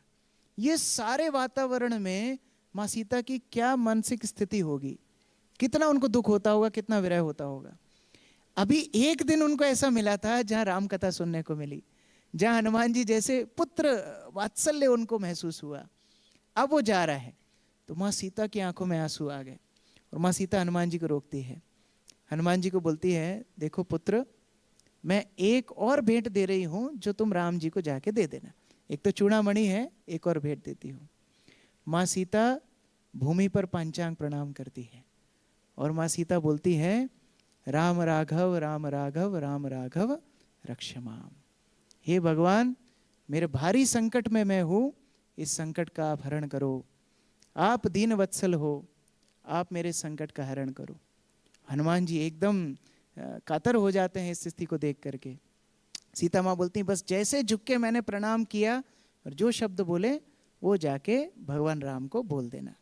हनुमान जी प्रणाम करके अब अपनी यात्रा फिर शुरू करते हैं वापस। अब देखिए हनुमान जी जब आए तो पूरा 2 घंटा लगा समझाने के लिए, कितनी कितनी समस्याएं उलांग करके आए। अभी जाने के वक्त 1 सेकंड में जितने भी पुस्तकें हैं उनमें आने का वर्णन ज़्यादा नहीं है। क्यों? क्योंकि ज़्यादा समस्या ही नहीं हुई। जो लोग भगवान की कृपा डायरेक्ट प्राप्त करना चाहते हैं, बड़ी समस्या उनके जीवन में होती है, लेकिन जहाँ भक्तों का, वैष्णवों का, गुरु का आशीर्वाद मिल जाता है, सारी समस्याओं का शमन हो जाता है। तो आते समय भगवान राम की कृपा लेके आए थे तो कितने सारे असुरों का सामना करना पड़ा। आते समय माँ सीता की कृपा लेकर के आए थे, कोई भी असुर बीच में नहीं आया, एकदम इजीली फ्लाइट लैंड हो गई, नो टर्बुलेंस। हनुमान जी वापस आ गए। हाँ, बीच में मेनक एक बार आया, मेनक को फिर स्पर्श किया। हनुमान जी ने बोला, अरे तू बार बार आ जाता है, नहीं चाहिए तेरा क्रेडिट कार्ड। फोन लगाते हैं लोग, क्रेडिट कार्ड चाहिए क्या? नहीं चाहिए तेरा क्रेडिट कार्ड। फिर स्पर्श करके हनुमान जी आगे निकले। श्री वैष्णव बड़ी सुंदर व्याख्या इस लीला में करते हैं। श्री वैष्णव बोलते हैं, देखो माँ लक्ष्मी स्वरूपा हैं सीता, और लक्ष्मी श्री वैष्णवों की आचार्य हैं। श्री संप्रदाय शुरू होती है माता लक्ष्मी से। वो बोलती हैं आचार्य की कृपा कितनी महत्वपूर्ण है। एक तो बात हुई कि जो भक्त है उसके जीवन में सारी संकट कट जाते हैं, लेकिन जो दुष्ट है वो भी आचार्य कृपा से बचता है। कैसे? जयंत का अपराध जब हुआ माँ सीता के सामने हुआ, तो क्योंकि माँ सीता वहाँ उपस्थित थी, जयंत की प्राणों की रक्षा हो गई, जबकि अपराध एक सा ही था। और रावण ने भी वो अपराध किया, लेकिन क्योंकि सीता अशोक वाटिका में थी, युद्ध चल रहा था समुद्र तट पे, रावण का अंत हो गया। तो जहां माँ सीता जैसे आचार्य कृपा होगी, वहां कितना ही पतित व्यक्ति हो उसके लिए भी आशा है भक्ति में। इसलिए हम लोग कपाट खोलते हैं मंदिर में 4:30 बजे, भगवान के सामने क्या गाते हैं? संसार दावा नल लीढ़ लोका त्रणाय कारुण्य घना घनत्वम प्राप्तस्य कल्याण गुणार्णवस्य वंदे गुरो श्री चरणारविंदम। कौन सा ऐसा मंदिर होगा, आज तक आपने ऐसा मंदिर देखा है जहां भगवान की मंगला आरती में गुरु का गुणगान हो रहा हो? और आश्चर्य की बात देखिए, आप अगर थोड़ा अर्थ पे जाएं, पहले स्टैंजा पे, संसार दावानल, पूरे संसार में आग लग गई और लोग बढ़िया मृदंग करताल बजा करके नाच रहे हैं। लंका वाले नाच रहे थे क्या संसार दावानल में? लेकिन हम क्यों नाच रहे हैं?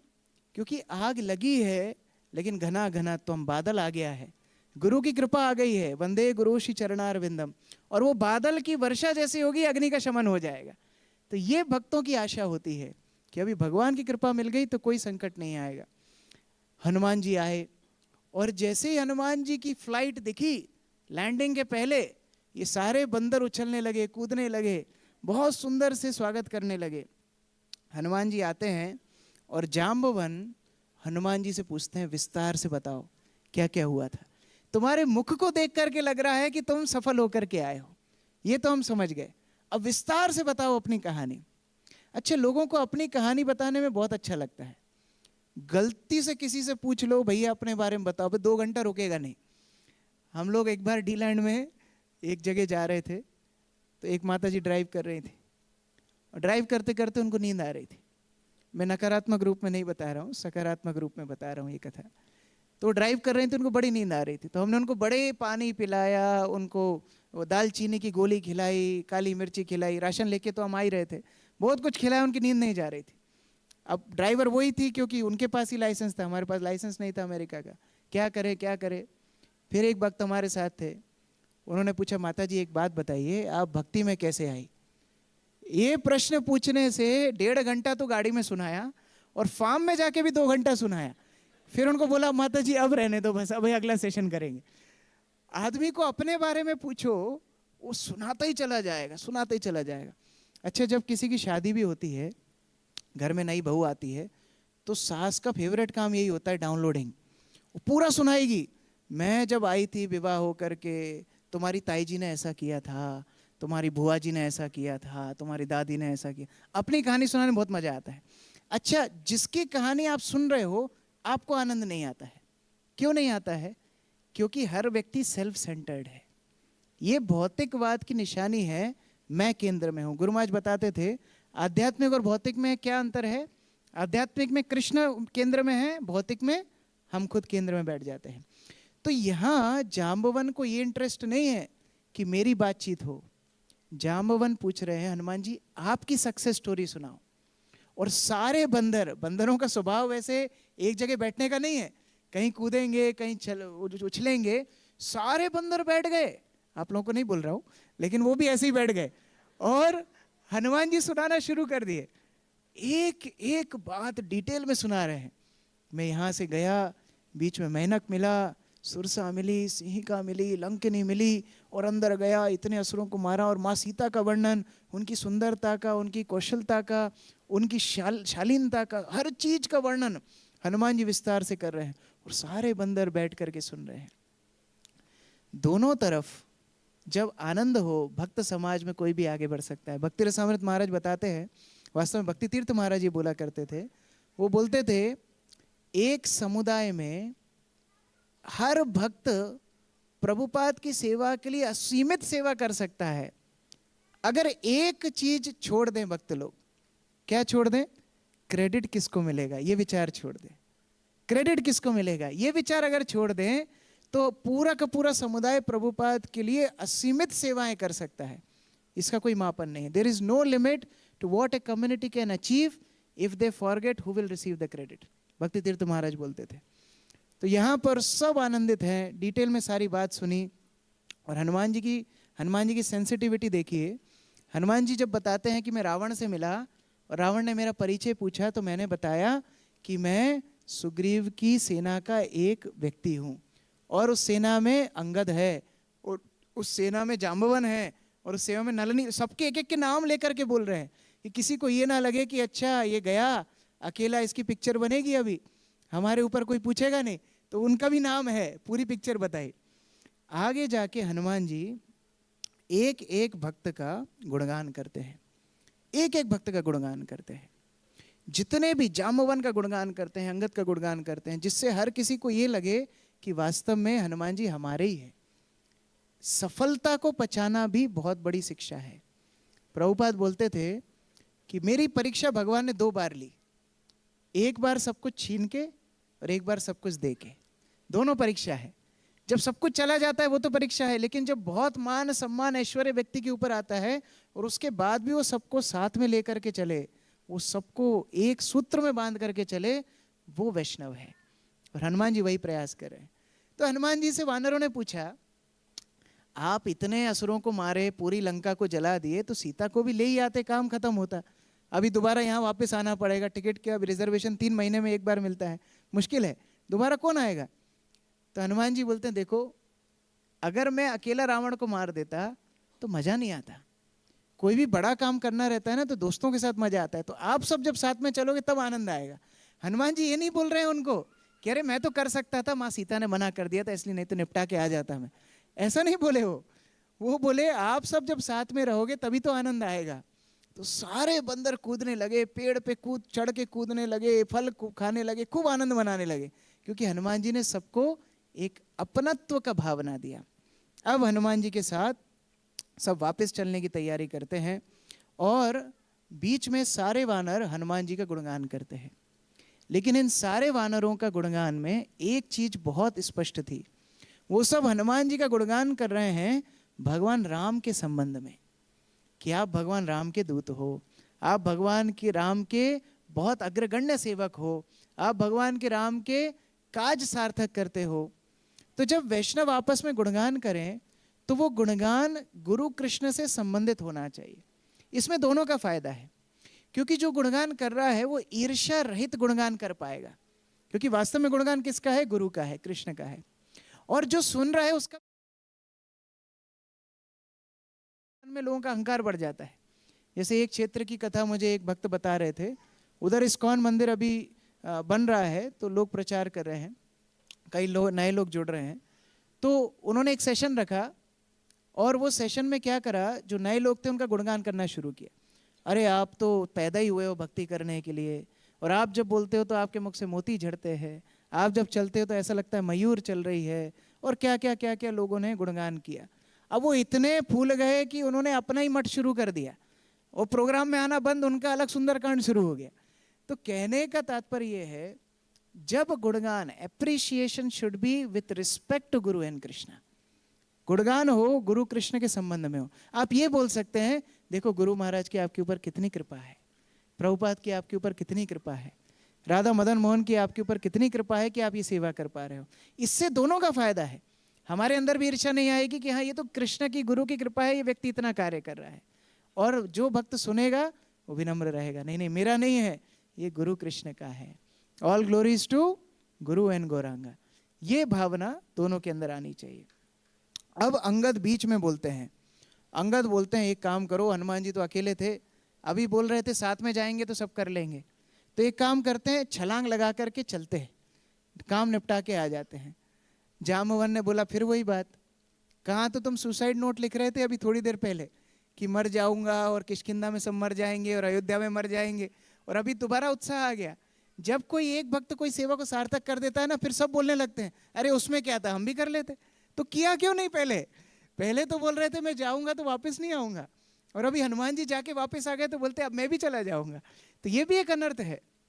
श्रील प्रभुपाद जब पूरे विश्व में प्रचार करने के बाद वापस आए तो कई लोगों ने यही बोला कि अरे क्या बड़ा काम किया, भारत में प्रचार तो कर नहीं पाए, वो तो कोरी स्लेट थे, उनके यहाँ पर लिख करके आ गए तो वो लोग सीख गए। और किसको पकड़ा?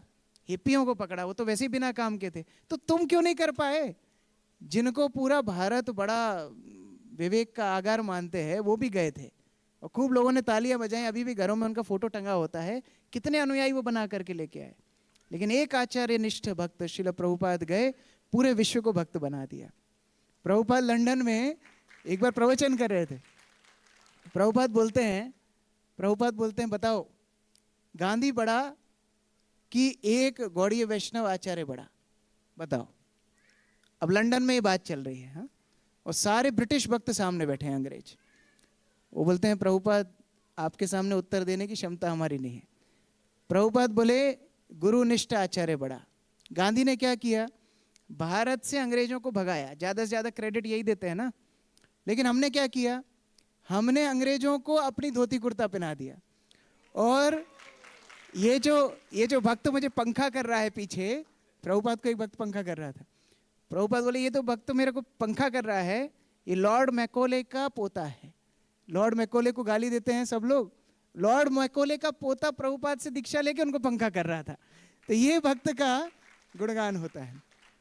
तो प्रभुपाद की ये श्रेष्ठता थी कि उन्होंने जाकर के कार्य सिद्ध किए। अभी बहुत लोग जाते हैं, बहुत लोग विदेशों में जाके अपनी संस्था खोल चुके हैं, लेकिन हनुमान जी जैसे प्रभुपाद सर्वप्रथम थे जिन्होंने भारतीय संस्कृति को पूरे विश्व में फैलाया। अब वानर लोग किष्किंधा के पास आए। किष्किंधा के पास सुग्रीव का एक पर्सनल गार्डन था। अब इन्होंने कहानी तो सुनी थी कि हनुमान जी अशोक वाटिका उजाड़ के आए। अब कोई फ्लेवर आइसक्रीम का कोई बताया कि अभी नेचुरल्स ने नया फ्लेवर लॉन्च किया है, चीकू पिस्ता बादाम, तो हमें भी इच्छा होती ना हम भी ट्राई करें। तो सारे बंदरों को लग रहा था अरे ये उजाड़ के आए, हमको भी तो कोई वाटिका उजाड़नी चाहिए।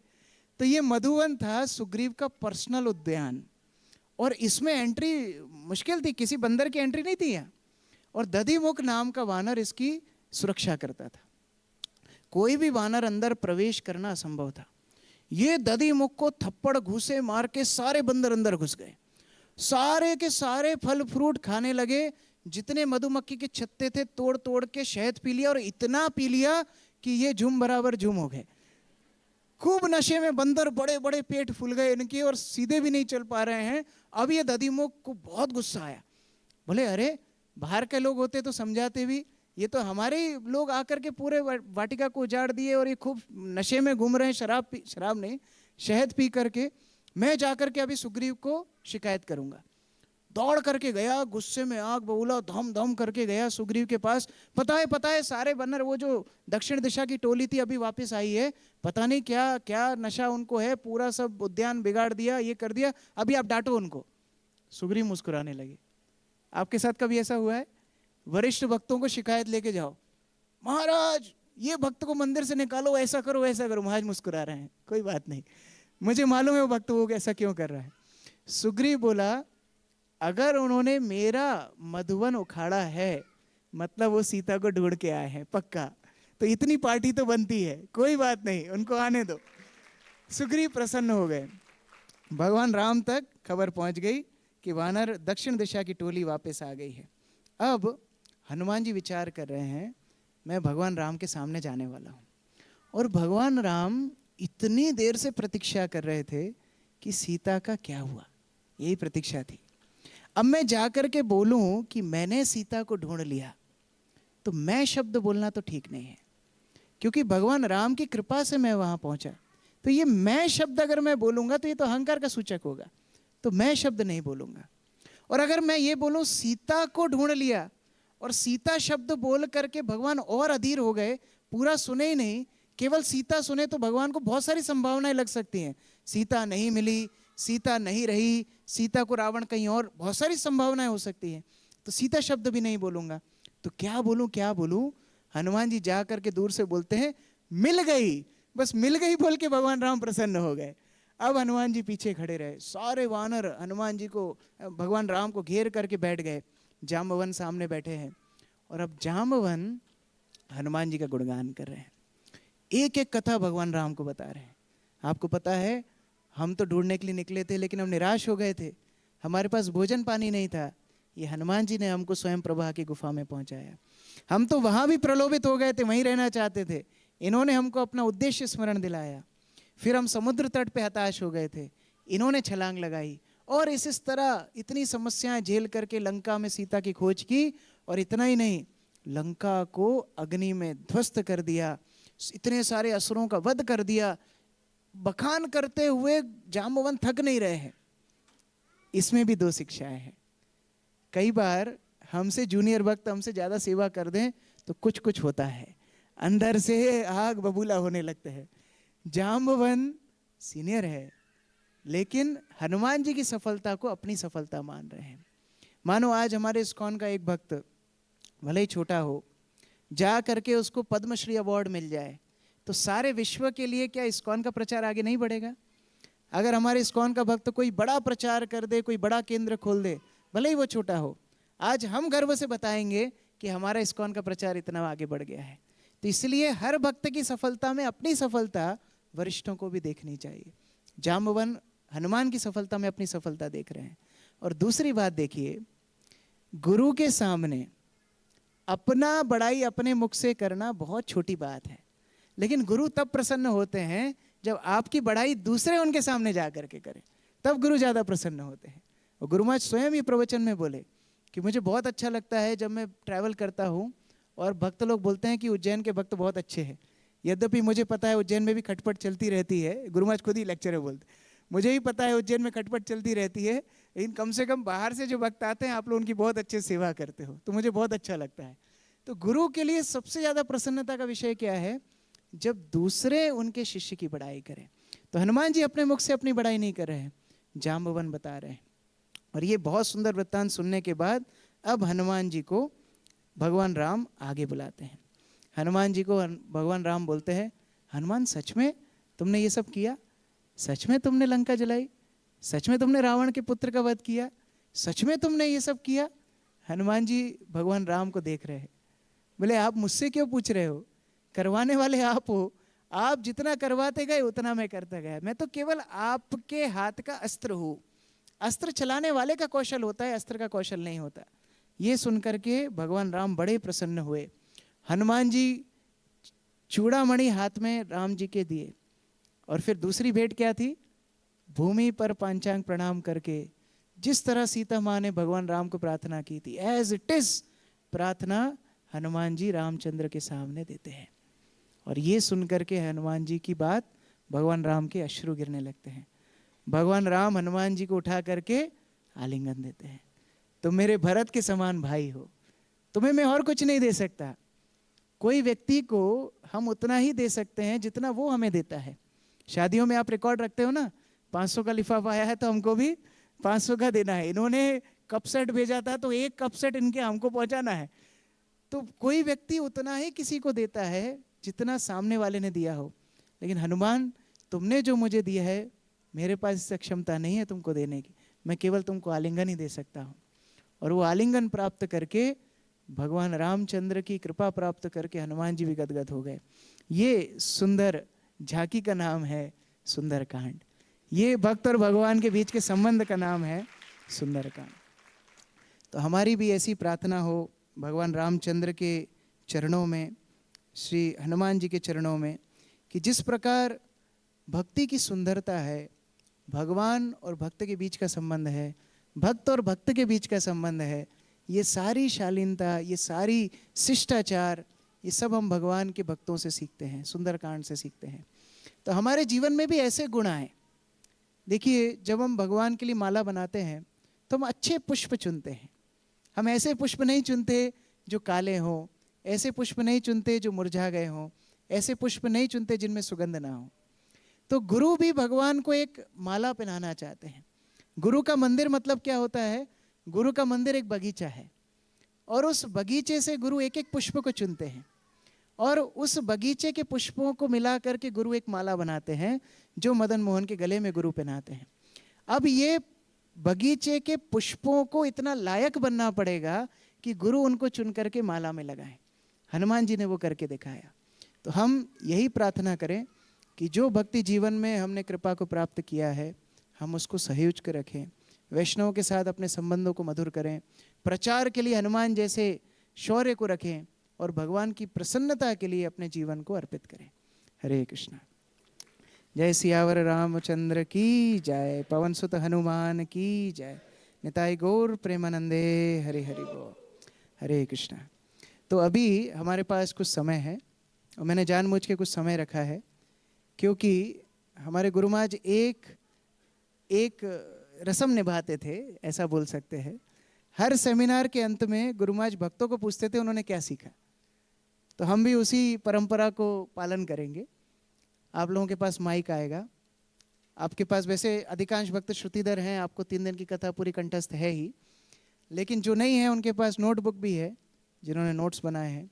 तो आपको केवल एक पॉइंट बोलना है जो पॉइंट आपके जीवन के लिए प्रेरणा है, और एक पॉइंट जो पहले बोल दिया है किसी ने उसको रिपीट नहीं करना है, ठीक है? जिसने पहले बोल दिया उसको रिपीट नहीं करना है, और दूसरा पॉइंट आपको बोलना है। तैयार? तो किधर से शुरू करेंगे? माता जी से, पिताजी से? कहाँ से शुरू करेंगे? माइक किसके पास है? आपको अभी हनुमान बनना है, हाँ, तुरंत माइक देना है।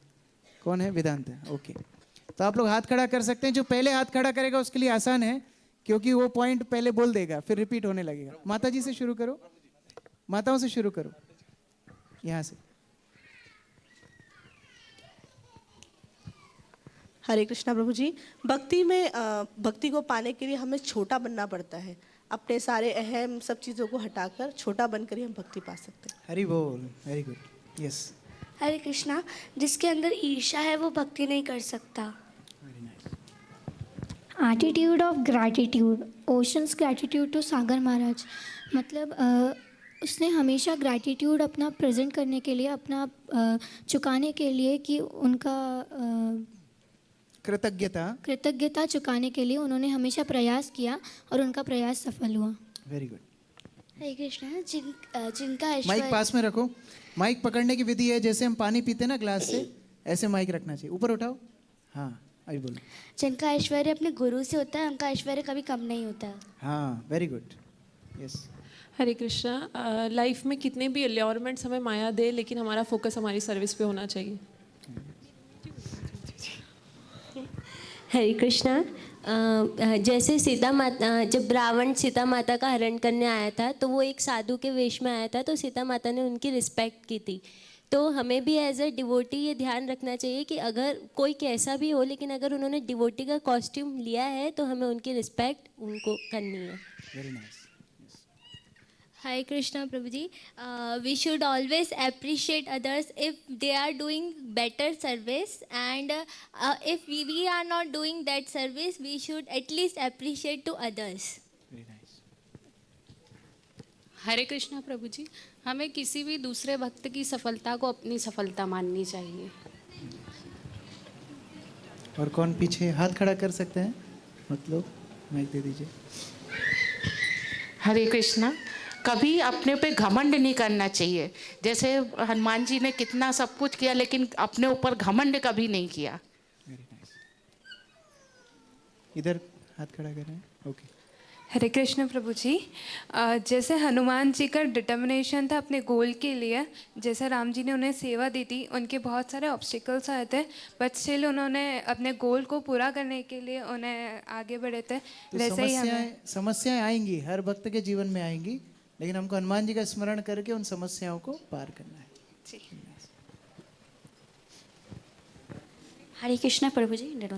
प्रभु जी, भक्ति करने के लिए एक सूत्र में सबको बांधना जरूरी है। हाँ, सबको साथ में लेकर के चलना जरूरी है। Very nice.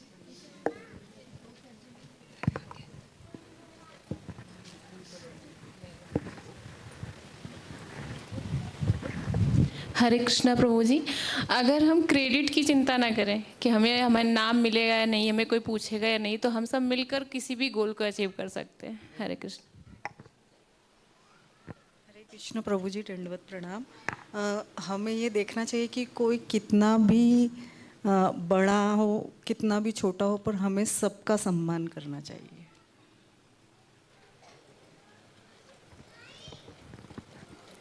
हरे कृष्णा प्रभु जी। मैंने ये सीखा कि अगर हम अपनी हैप्पीनेस, अपनी लाइफ से हटकर अगर हम गुरु की हैप्पीनेस को ज़्यादा सोचेंगे तो हम लाइफ में हमेशा सक्सेस ही होंगे। तो we should be the flower that guru can offer to Krishna. अभी जमींदार हो गए, अभी कुर्सीदार। इधर दीजिए माइक। ऊपर कौन कौन भक्त हैं? इधर दीजिए माइक। इधर माता जी को दीजिए। ना ना, वो रिकॉर्डिंग में जाएगा। हरे कृष्णा। जैसे कि आपने बताया था कि वो पूंछ जो थी उसको पूछ समझा उन्होंने, और मतलब जैसे गुरु का पूछ परख होता है उसके साथ भक्त का भी पूछ परख होता है। तो हमें अपने पूछ परख की परवाह कभी ना करना चाहिए, अपने गुरु और भगवान की पूछ परख का करना चाहिए। तो वो अपने आप से ही हमारी पूछ परख अपने आप से होने लगती है। मुझे याद है 2018 में या 17 में, ना सॉरी 16 में गौशाला में गुरु महाराज की व्यास पूजा का कार्यक्रम चल रहा था, और उस समय पर एक प्रश्न आया था कि गुरु महाराज हमको कोई पूछता नहीं है, हमको कोई देखता नहीं है, हमारे बारे में कोई ध्यान नहीं रखता। तो हमें लगा कि गुरु महाराज ऐसा कुछ उत्तर देंगे कि नहीं नहीं, भक्तों को इनका ध्यान रखना चाहिए, पूछना चाहिए, जो सामान्य गुरु महाराज का सौम्य व्यवहार है। गुरु महाराज ने उत्तर दिया, you become valuable by valuable service. आप अपनी सेवा को इतना उत्कृष्ट करो कि लोग आकर आपको पूछें। तो इस तरह से हम लोगों का ध्येय होना चाहिए गुरु कृष्ण की प्रसन्नता। अपने आप पूछ परख होगी, वो पूछ के चक्कर में चलेंगे तो फिर पूछ जल जाएगी। तो इस तरह वेरी नाइस। हरे कृष्ण गुरु प्रभु जी, दंडवत प्रणाम। बहुत सुंदर आपने कथा का विवरण किया।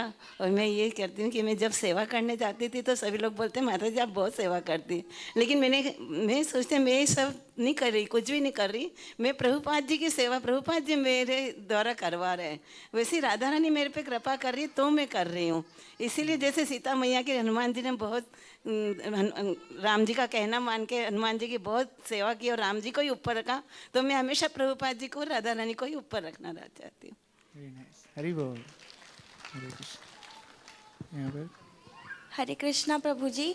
We learn the importance of utilizing our strengths in the best way. हमको पता नहीं होता है कि हमें क्या क्या स्ट्रेंथ्स है, पर जब पता चलता है तो हमें उन्हें हमारे बेस्ट देकर उन्हें यूज़ करना चाहिए। Very nice.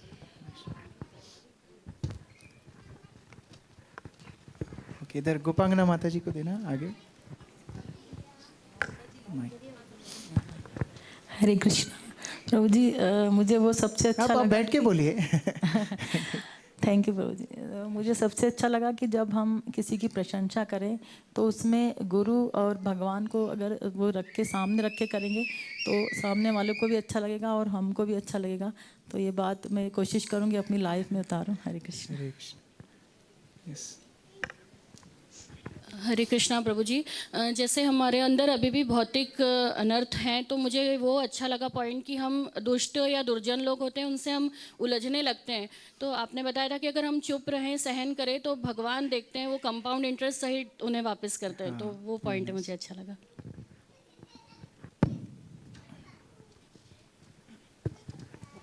हरे कृष्णा प्रभु जी, दंडवत प्रणाम। मुझे वो अच्छा लगा जो हनुमान जी किसी भी कार्य को करने के पहले बहुत विचार करते थे और फिर उसके बाद में उसको एक रंग देते थे। मतलब उस कार्य को करने का विचार करके फिर उस कार्य को करते थे।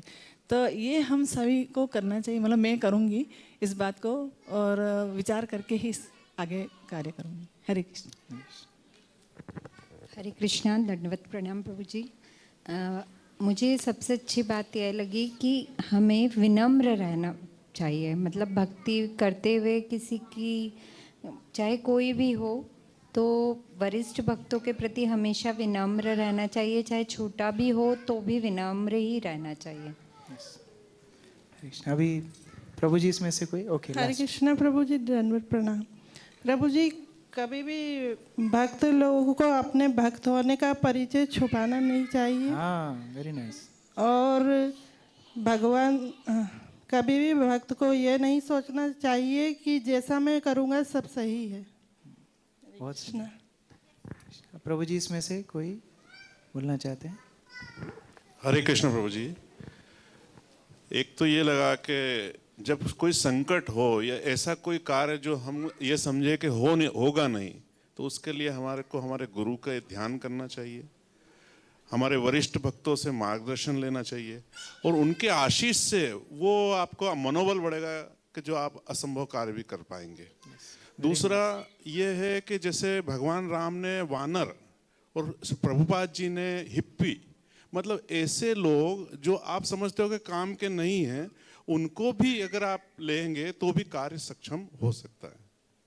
प्रभुपाद जी एक उदाहरण देते थे। एक बार एक व्यक्ति सड़क में चल रहा था और उसको एक कटोरा मिला, उसको एक डंडी मिली और एक तार मिला। तीनों को जोड़ के उसने एक तारा बना दिया। बोले मेरा प्रचार इस तरह है, मैं हर जगह से कुछ कुछ इकट्ठा कर रहा हूँ, जोड़ के मैंने इस्कॉन बना दिया। ऐसा प्रभुपाद बोलते हैं। हरे कृष्ण प्रणाम प्रभु जी। सिरसा के और हनुमान जी के बीच की जो वार्ता हुई, और उसमें हनुमान जी भी अपनी गति से अपना आप को बढ़ा रहे थे, जैसे सिरसा अपने मुंह को बढ़ा रही थी।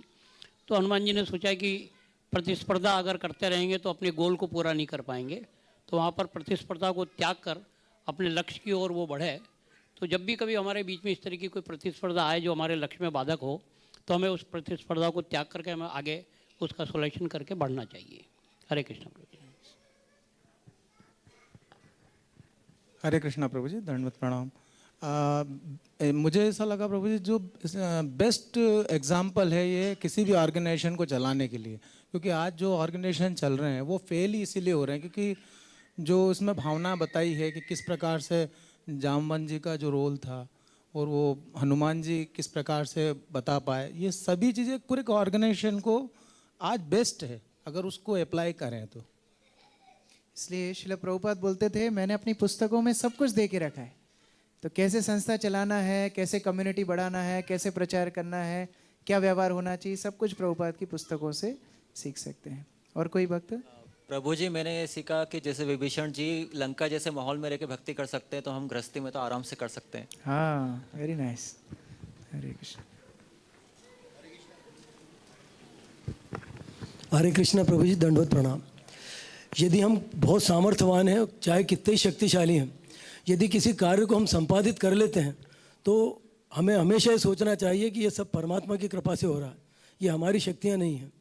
ये सबसे बड़ी शिक्षा हनुमान जी के उनने जो किया उससे मिलती है हमें सब। प्रभु जी, एक प्रश्न और पूछना चाहता था। हनुमान जी को सीता माता का ये आशीर्वाद है कि वो अजर अमर हैं, तो वो उस त्रेता युग से लगा करके निश्चित रूप से अजर अमर हैं वो, तो वो सामान्य रूप से तो अदृश्य उसमें रहते हैं, तो किस लोक में वास करते हैं प्रभु जी? वास्तव में हनुमान जी का वास कई कई जगहों पे बताया गया है। जम्बू द्वीप में, जिस जम्बू द्वीप में हम निवास करते हैं, हम लोग भारतवर्ष में हैं। जम्बू द्वीप पे भारतवर्ष, लेकिन किम पुरुष वर्ष भी है, वहाँ पर हनुमान जी सदैव रहते हैं। उसके अलावा जहाँ जहाँ भगवान राम की कथा होती है, हनुमान जी उपस्थित होते हैं, लेकिन वो देखने के लिए शुद्ध दृष्टि चाहिए। जैसे श्रील प्रभुपाद एक बार लंदन में प्रवचन कर रहे थे, और लंदन में प्रवचन करते हुए प्रभुपाद बोलते हैं 2 आसन लगाओ। तो भक्त लोग बोले किसके लिए आसन लगाओ? तो प्रभुपाद बोले यहाँ पर साक्षात व्यासदेव और नारद मुनि आए थे। तो आज भी आप लंदन मंदिर जाओगे इस्कॉन के, प्रभुपाद का आसन है और 2 आसन खाली रखे हैं, क्योंकि प्रभुपाद बोल के गए यहाँ व्यासदेव और नारद मुनि आते हैं। तो इस तरह जिसकी शुद्ध दृष्टि है वो देख सकता है, हर कोई नहीं देख सकता। हरे कृष्ण प्रभु, दंडवत प्रणाम। हर भक्त को अपने गुरु और भगवान के प्रति समर्पित होना चाहिए। जिस प्रकार से हनुमान जी से हम लोग दास का भाव सीखते हैं, और जिस प्रकार से हनुमान जी की योग्यता को भगवान ने मतलब अपने आप में पहचाना और उनको जो अंगूठी दी थी उस समय, तो इस प्रकार से हमें अपना भी जीवन जीना चाहिए कि हमारी योग्यता तो गुरु और भगवान ही इसको समझेंगे। यही हमने इस पर समझा। अगर कोई को बोला जाए, यहाँ ओपन चैलेंज, अगर किसी को बोला जाए हनुमान जी के बारे में 10 मिनट बोलो, भगवान राम का नाम मत लेना, कोई बोल सकता है? आपको हनुमान जी की कथा करनी है 10 मिनट, बस राम जी का नाम नहीं लेना है आपको, कोई कर सकता है? मतलब हनुमान जी की कोई पर्सनल लाइफ ही नहीं है, उनका जीवन है भगवान राम के लिए। तो भक्त का जीवन होना चाहिए गुरु कृष्ण के लिए। ये नहीं कि मेरा जीवन अलग है फिर 20-30% गुरु को देता हूँ, ऐसा नहीं है। हरे कृष्ण प्रभु, दंडवत प्रणाम। आपकी कथा बड़ा सौम्य, सरल और अच्छी तरह से समझाई, बहुत बहुत धन्यवाद। हमें हनुमान के चरित्र से ये शिक्षा मिलती है कि कब अपने बल का प्रयोग करना, कब अपनी विनम्रता का प्रयोग करना, और अपने द्वारा किए गए कार्यों को हमेशा अपने प्रभु अपने गुरु को समर्पित करना। हरे कृष्ण प्रभु।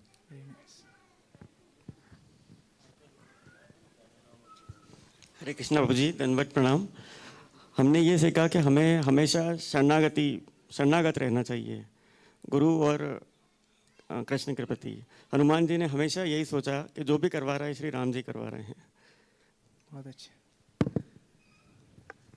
हरे कृष्णा प्रभु जी, सुंदरकांड की सुंदरता और उसका महत्व इसी बात में है कि इसमें भक्त के लिए अविरल भक्ति प्राप्त होती है, प्रेमा भक्ति प्राप्त होती है। हनुमान जी को जैसे सीता माता की वरदान मिला अविरल भक्ति का, उसी प्रकार प्रत्येक भक्त को अविरल भक्ति प्राप्त हो सकती है अगर वो अपने सच्चे मन से समर्पित होकर के और जो है अपने गुरु और भगवान को जो है वंदना और गुणगान करे और उनका जो है जप करे। हरे कृष्णा।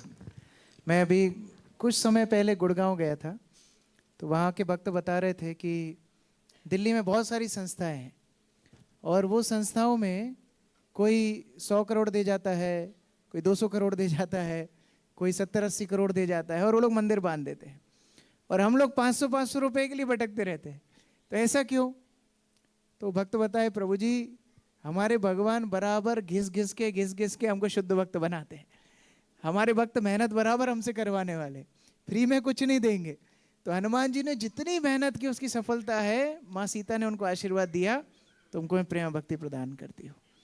यस। हरे कृष्ण प्रभु, जैसा आपने बताया था कि जो भक्त अपनी सेवा से खुश रहेगा वो हमेशा आनंद में रहेगा।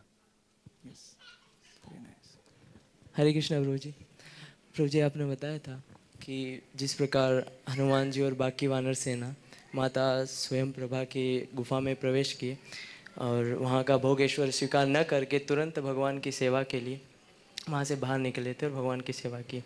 तो उसी प्रकार हमारे पास भी, क्योंकि हनुमान जी को भी अल्प समय मिला था, तो उसी प्रकार से हमारे पास भी बहुत अल्प समय है जिसे हमें भगवान की सेवा में लगाना है। मुझे याद है जब मैं मंदिर में आया ही था, मेरी नौकरी मतलब नौकरी तो क्या, पढ़ाई करके, तो जब मैं आया तो पहला महीना जब मंदिर में था तो गुरु महाराज के क्वार्टर्स में बैठा था और महाप्रसाद की एक पूरी थाली वहाँ पर आती थी। तो गुरु महाराज का प्रसाद हो गया, सब कुछ हो गया। मैंने एक बड़ा कटोरा निकाला, इतना बड़ा, और उसमें मैंने खीर भरी लबालब और उसमें मैंने रसगुल्ले रखे और मैं रसगुल्ले को खीर में लगा लगा के खा रहा था बालकनी में बैठ के। तो वो खाते खाते मुझे विचार आया, मैं क्या करने आया था और मैं क्या कर रहा हूँ। तो हम निकलते हैं बड़े अच्छे भाव से, सेवा करेंगे, गुरु के लिए समर्पण करेंगे, और फिर रसगुल्ले खीर में अटक जाते हैं, स्वयं प्रभा की गुफा में अटक जाते हैं। तो अगर उद्देश्य याद होगा तो ये सारी फैसिलिटीज़ जो गुरु हमको दे रहे हैं ये प्रचार में हम लगाएंगे, नहीं तो ये फैसिलिटीज़ को भोग करके हम यहीं पर रह जाएंगे। और कोई? हरे कृष्ण प्रभु। धन्यवाद प्रभु जी आपका 3 दिन क्लास के लिए, बहुत सुंदर लगा। मुझे इंस्पिरेशन मिला कि कैसे हनुमान जी खूब कड़ी मेहनत की है। तो मुझे सीखने के लिए मिला कि हमें गुरु के ऊपर भार नहीं बनना चाहिए, ताकि बट गुरु का जो भार है उसको उठाने के लिए हमें हेल्प करना चाहिए उनको। Thank you. हरे कृष्ण बापू, जिसे हनुमान जी ने सिंह को मतलब मार डाला था, वो उसके लिए कोई कॉम्प्रोमाइज़ नहीं किया था, तो वैसे भी हमें ईर्ष्या को ख़त्म ही करना पड़ेगा। उसके लिए मतलब दूसरा कोई पूरा ख़त्म ही करना पड़ेगा।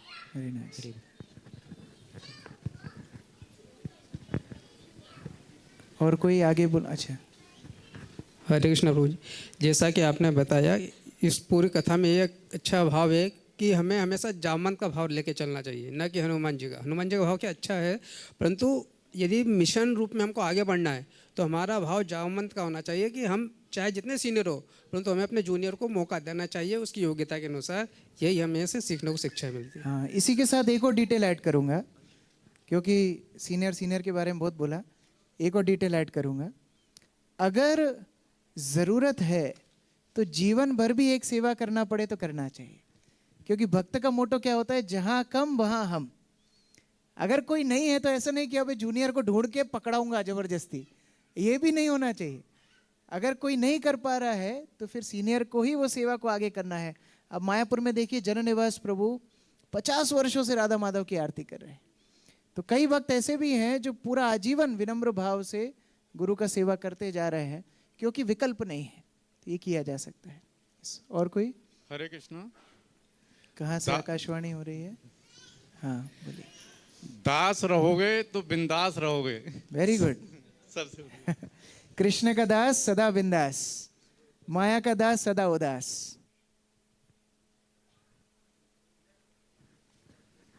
हरे कृष्णा प्रभु जी।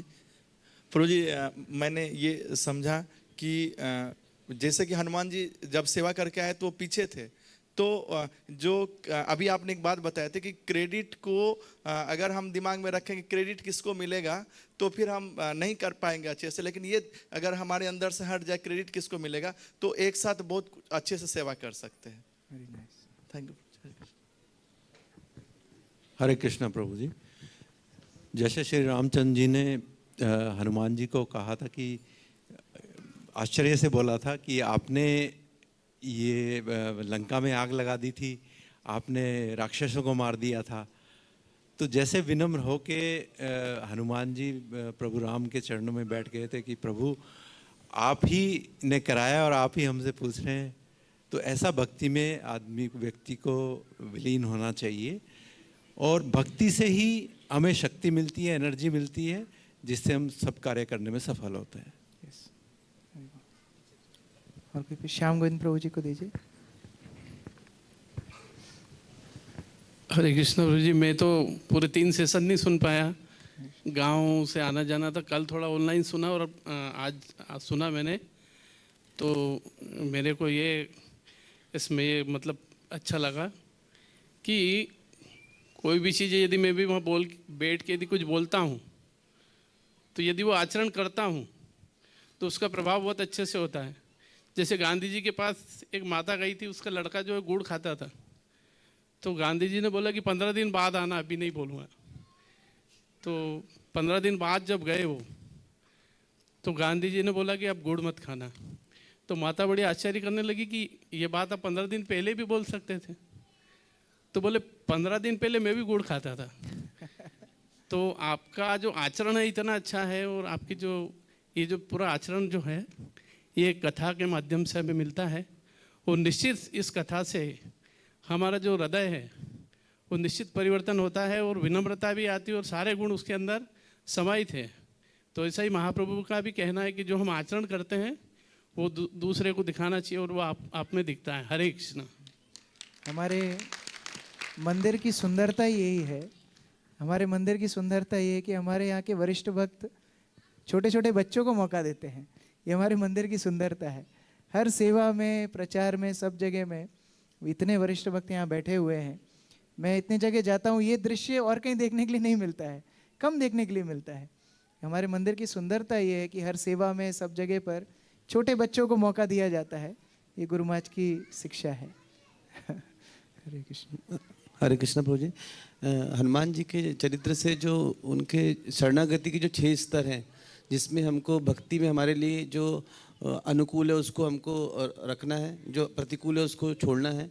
उसके बाद हमको भगवान का हमारे पास, हमारे ऊपर कंप्लीट आश्रय है, हमारे पास, हमारे ऊपर हमारा भगवान के संरक्षण में हमको हमेशा याद रखना है, और हमको हमारी सेवा भावना की भावना हमको सबसे ऊपर सेवा को रखना है, और विनम्रता और दीनता रखना है। ये जो 6 स्तर हैं, ये पूरे चरित्र में को देखने मिले, ये समझ में आया। हरे कृष्ण।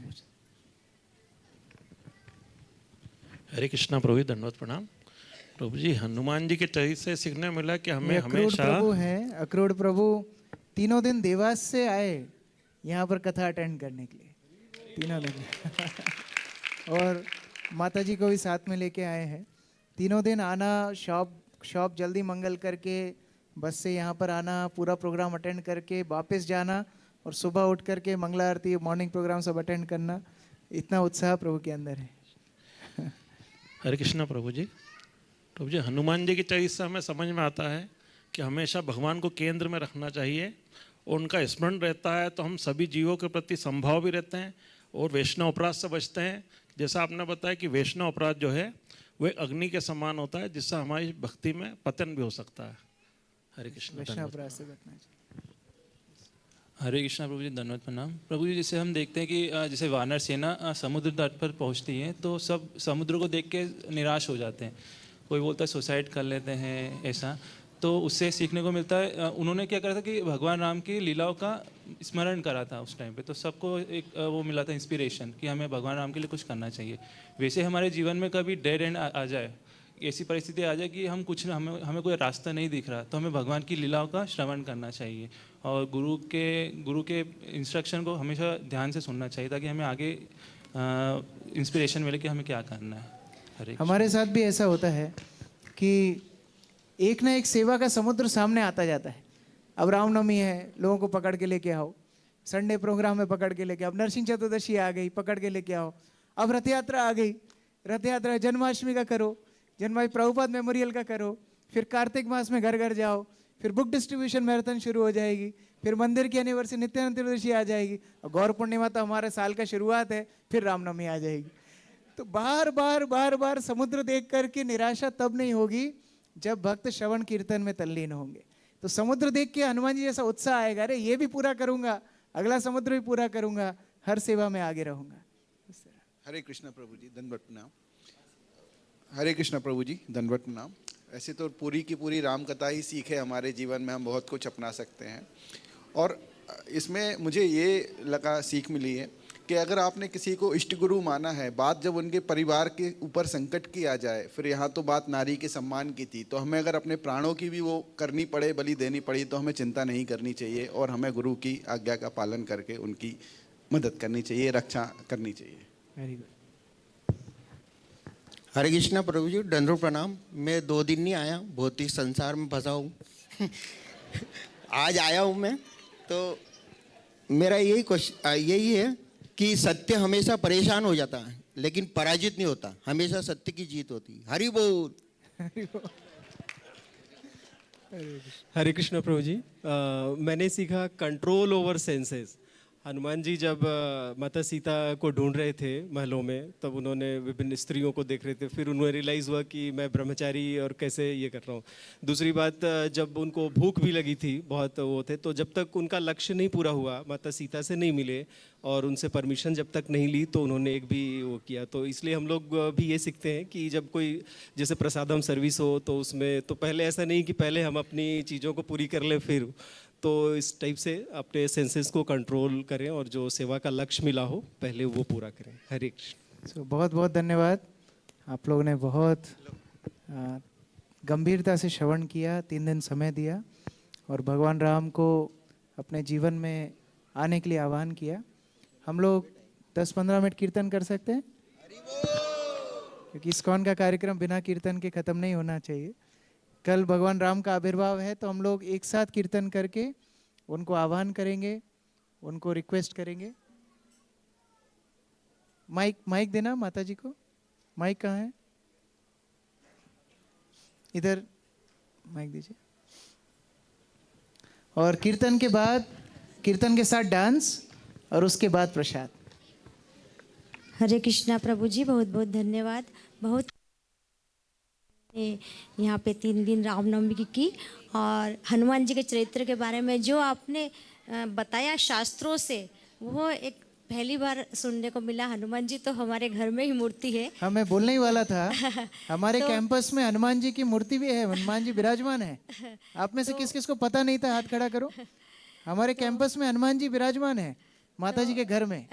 तो प्रभु आप जी, जाके दर्शन कर सकते हो। इतना अच्छा लगा हनुमान जी के सारे चरित्र की बातें सुनने में, और सबसे अच्छा मुझे ये लगा कि हनुमान जी में जो दास का भाव है, तो हम भी कभी उस दास के भाव से वो बड़े बड़े असंभव कार्य भी कर पाए राम जी की कृपा से। जब भी हम भी अस्वस्थ होते हैं या थोड़ी सी उत्साहहीनता आती सेवा में, तो भगवान को याद करते हैं, हनुमान जी से कहते हैं कि जैसी हनुमान जी आपको भक्ति मिली, ऐसी भक्ति भी हमें प्रदान कीजिए। धन्यवाद। हरे कृष्ण।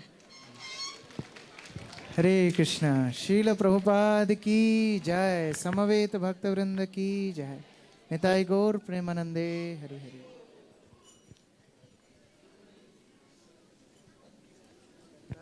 करताल है।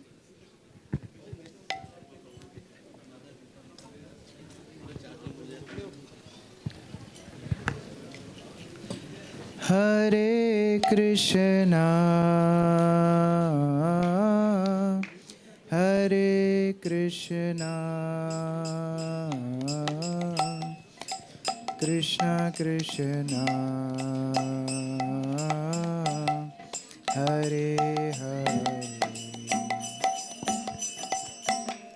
हरे राम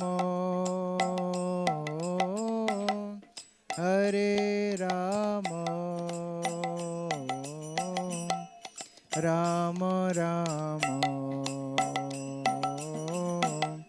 हरे हरे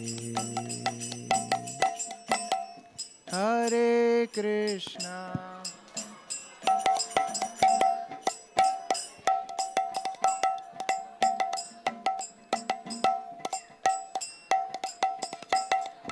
जोर से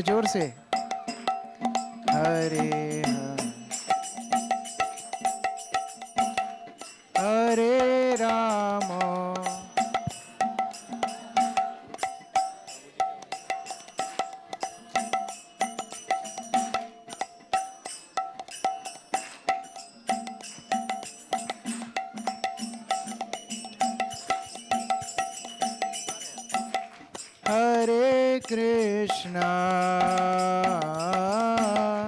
हरे कृष्णा कृष्ण कृष्ण हरे हरे हरे राम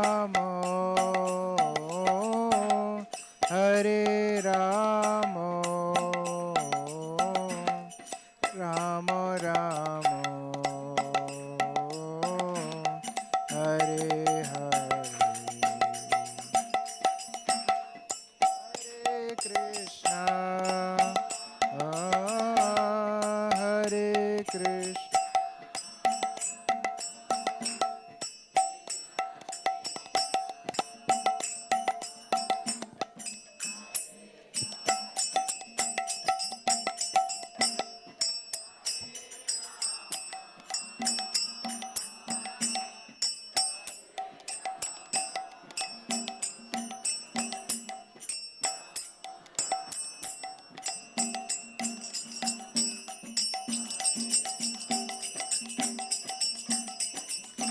हरे हरे कृष्णा कृष्ण कृष्ण हरे हरे हरे राम राम राम हरे हरे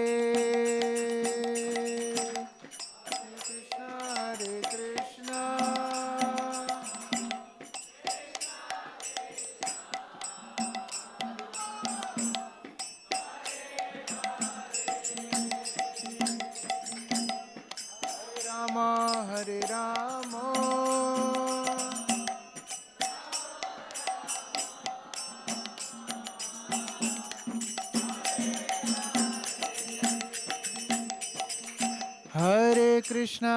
हरे कृष्णा कृष्ण कृष्ण हरे हरे हरे राम राम राम हरे हरे हरे कृष्णा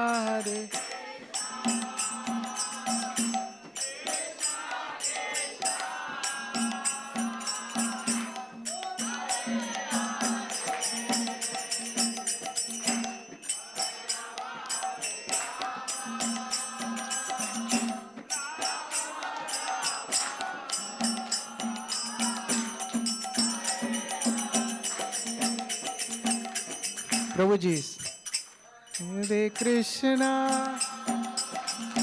कृष्णा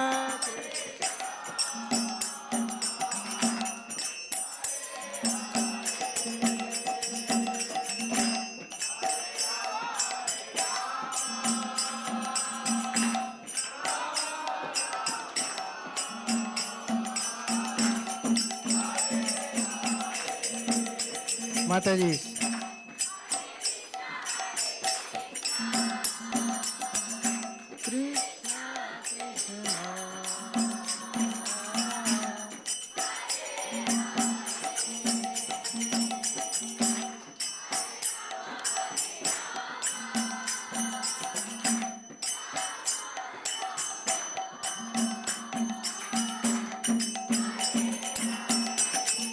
एक साथ। हरे कृष्णा कृष्णा कृष्णा हरे हरे, हरे राम राम राम हरे हरे कृष्णा कृष्णा कृष्णा कृष्णा हरे हरे, हरे राम हरे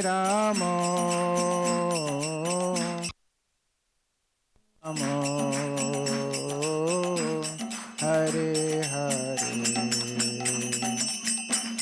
हरे कृष्ण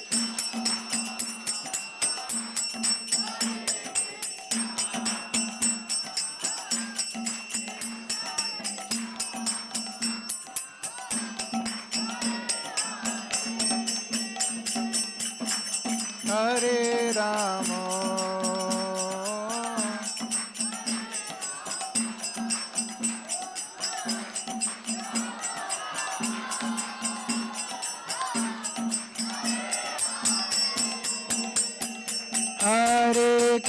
हरे कृष्णा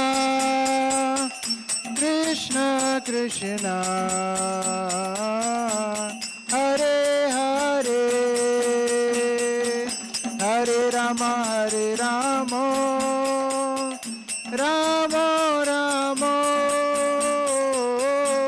हरे हरे, हरे कृष्णा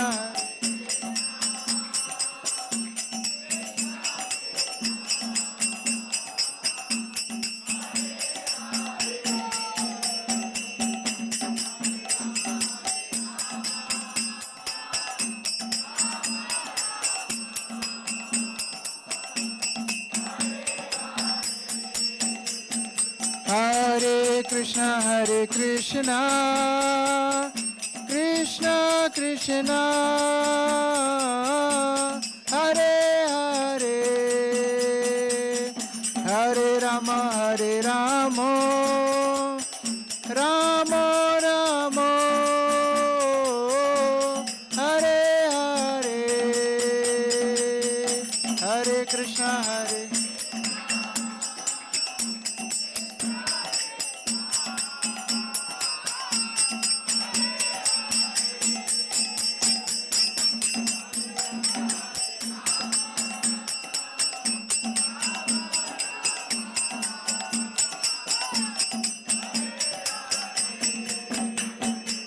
हरे कृष्णा हरे कृष्णा कृष्णा कृष्णा हरे हरे, हरे राम राम राम हरे हरे,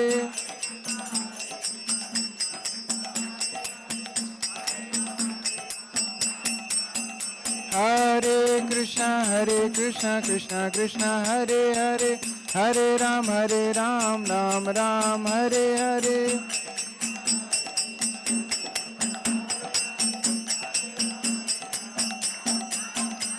हरे कृष्णा कृष्णा कृष्णा हरे हरे, हरे राम राम राम हरे हरे,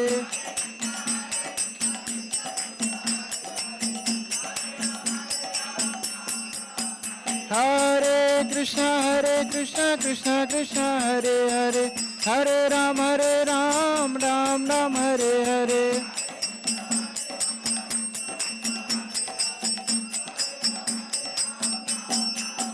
हरे कृष्णा कृष्णा कृष्णा हरे हरे, हरे राम राम राम हरे हरे,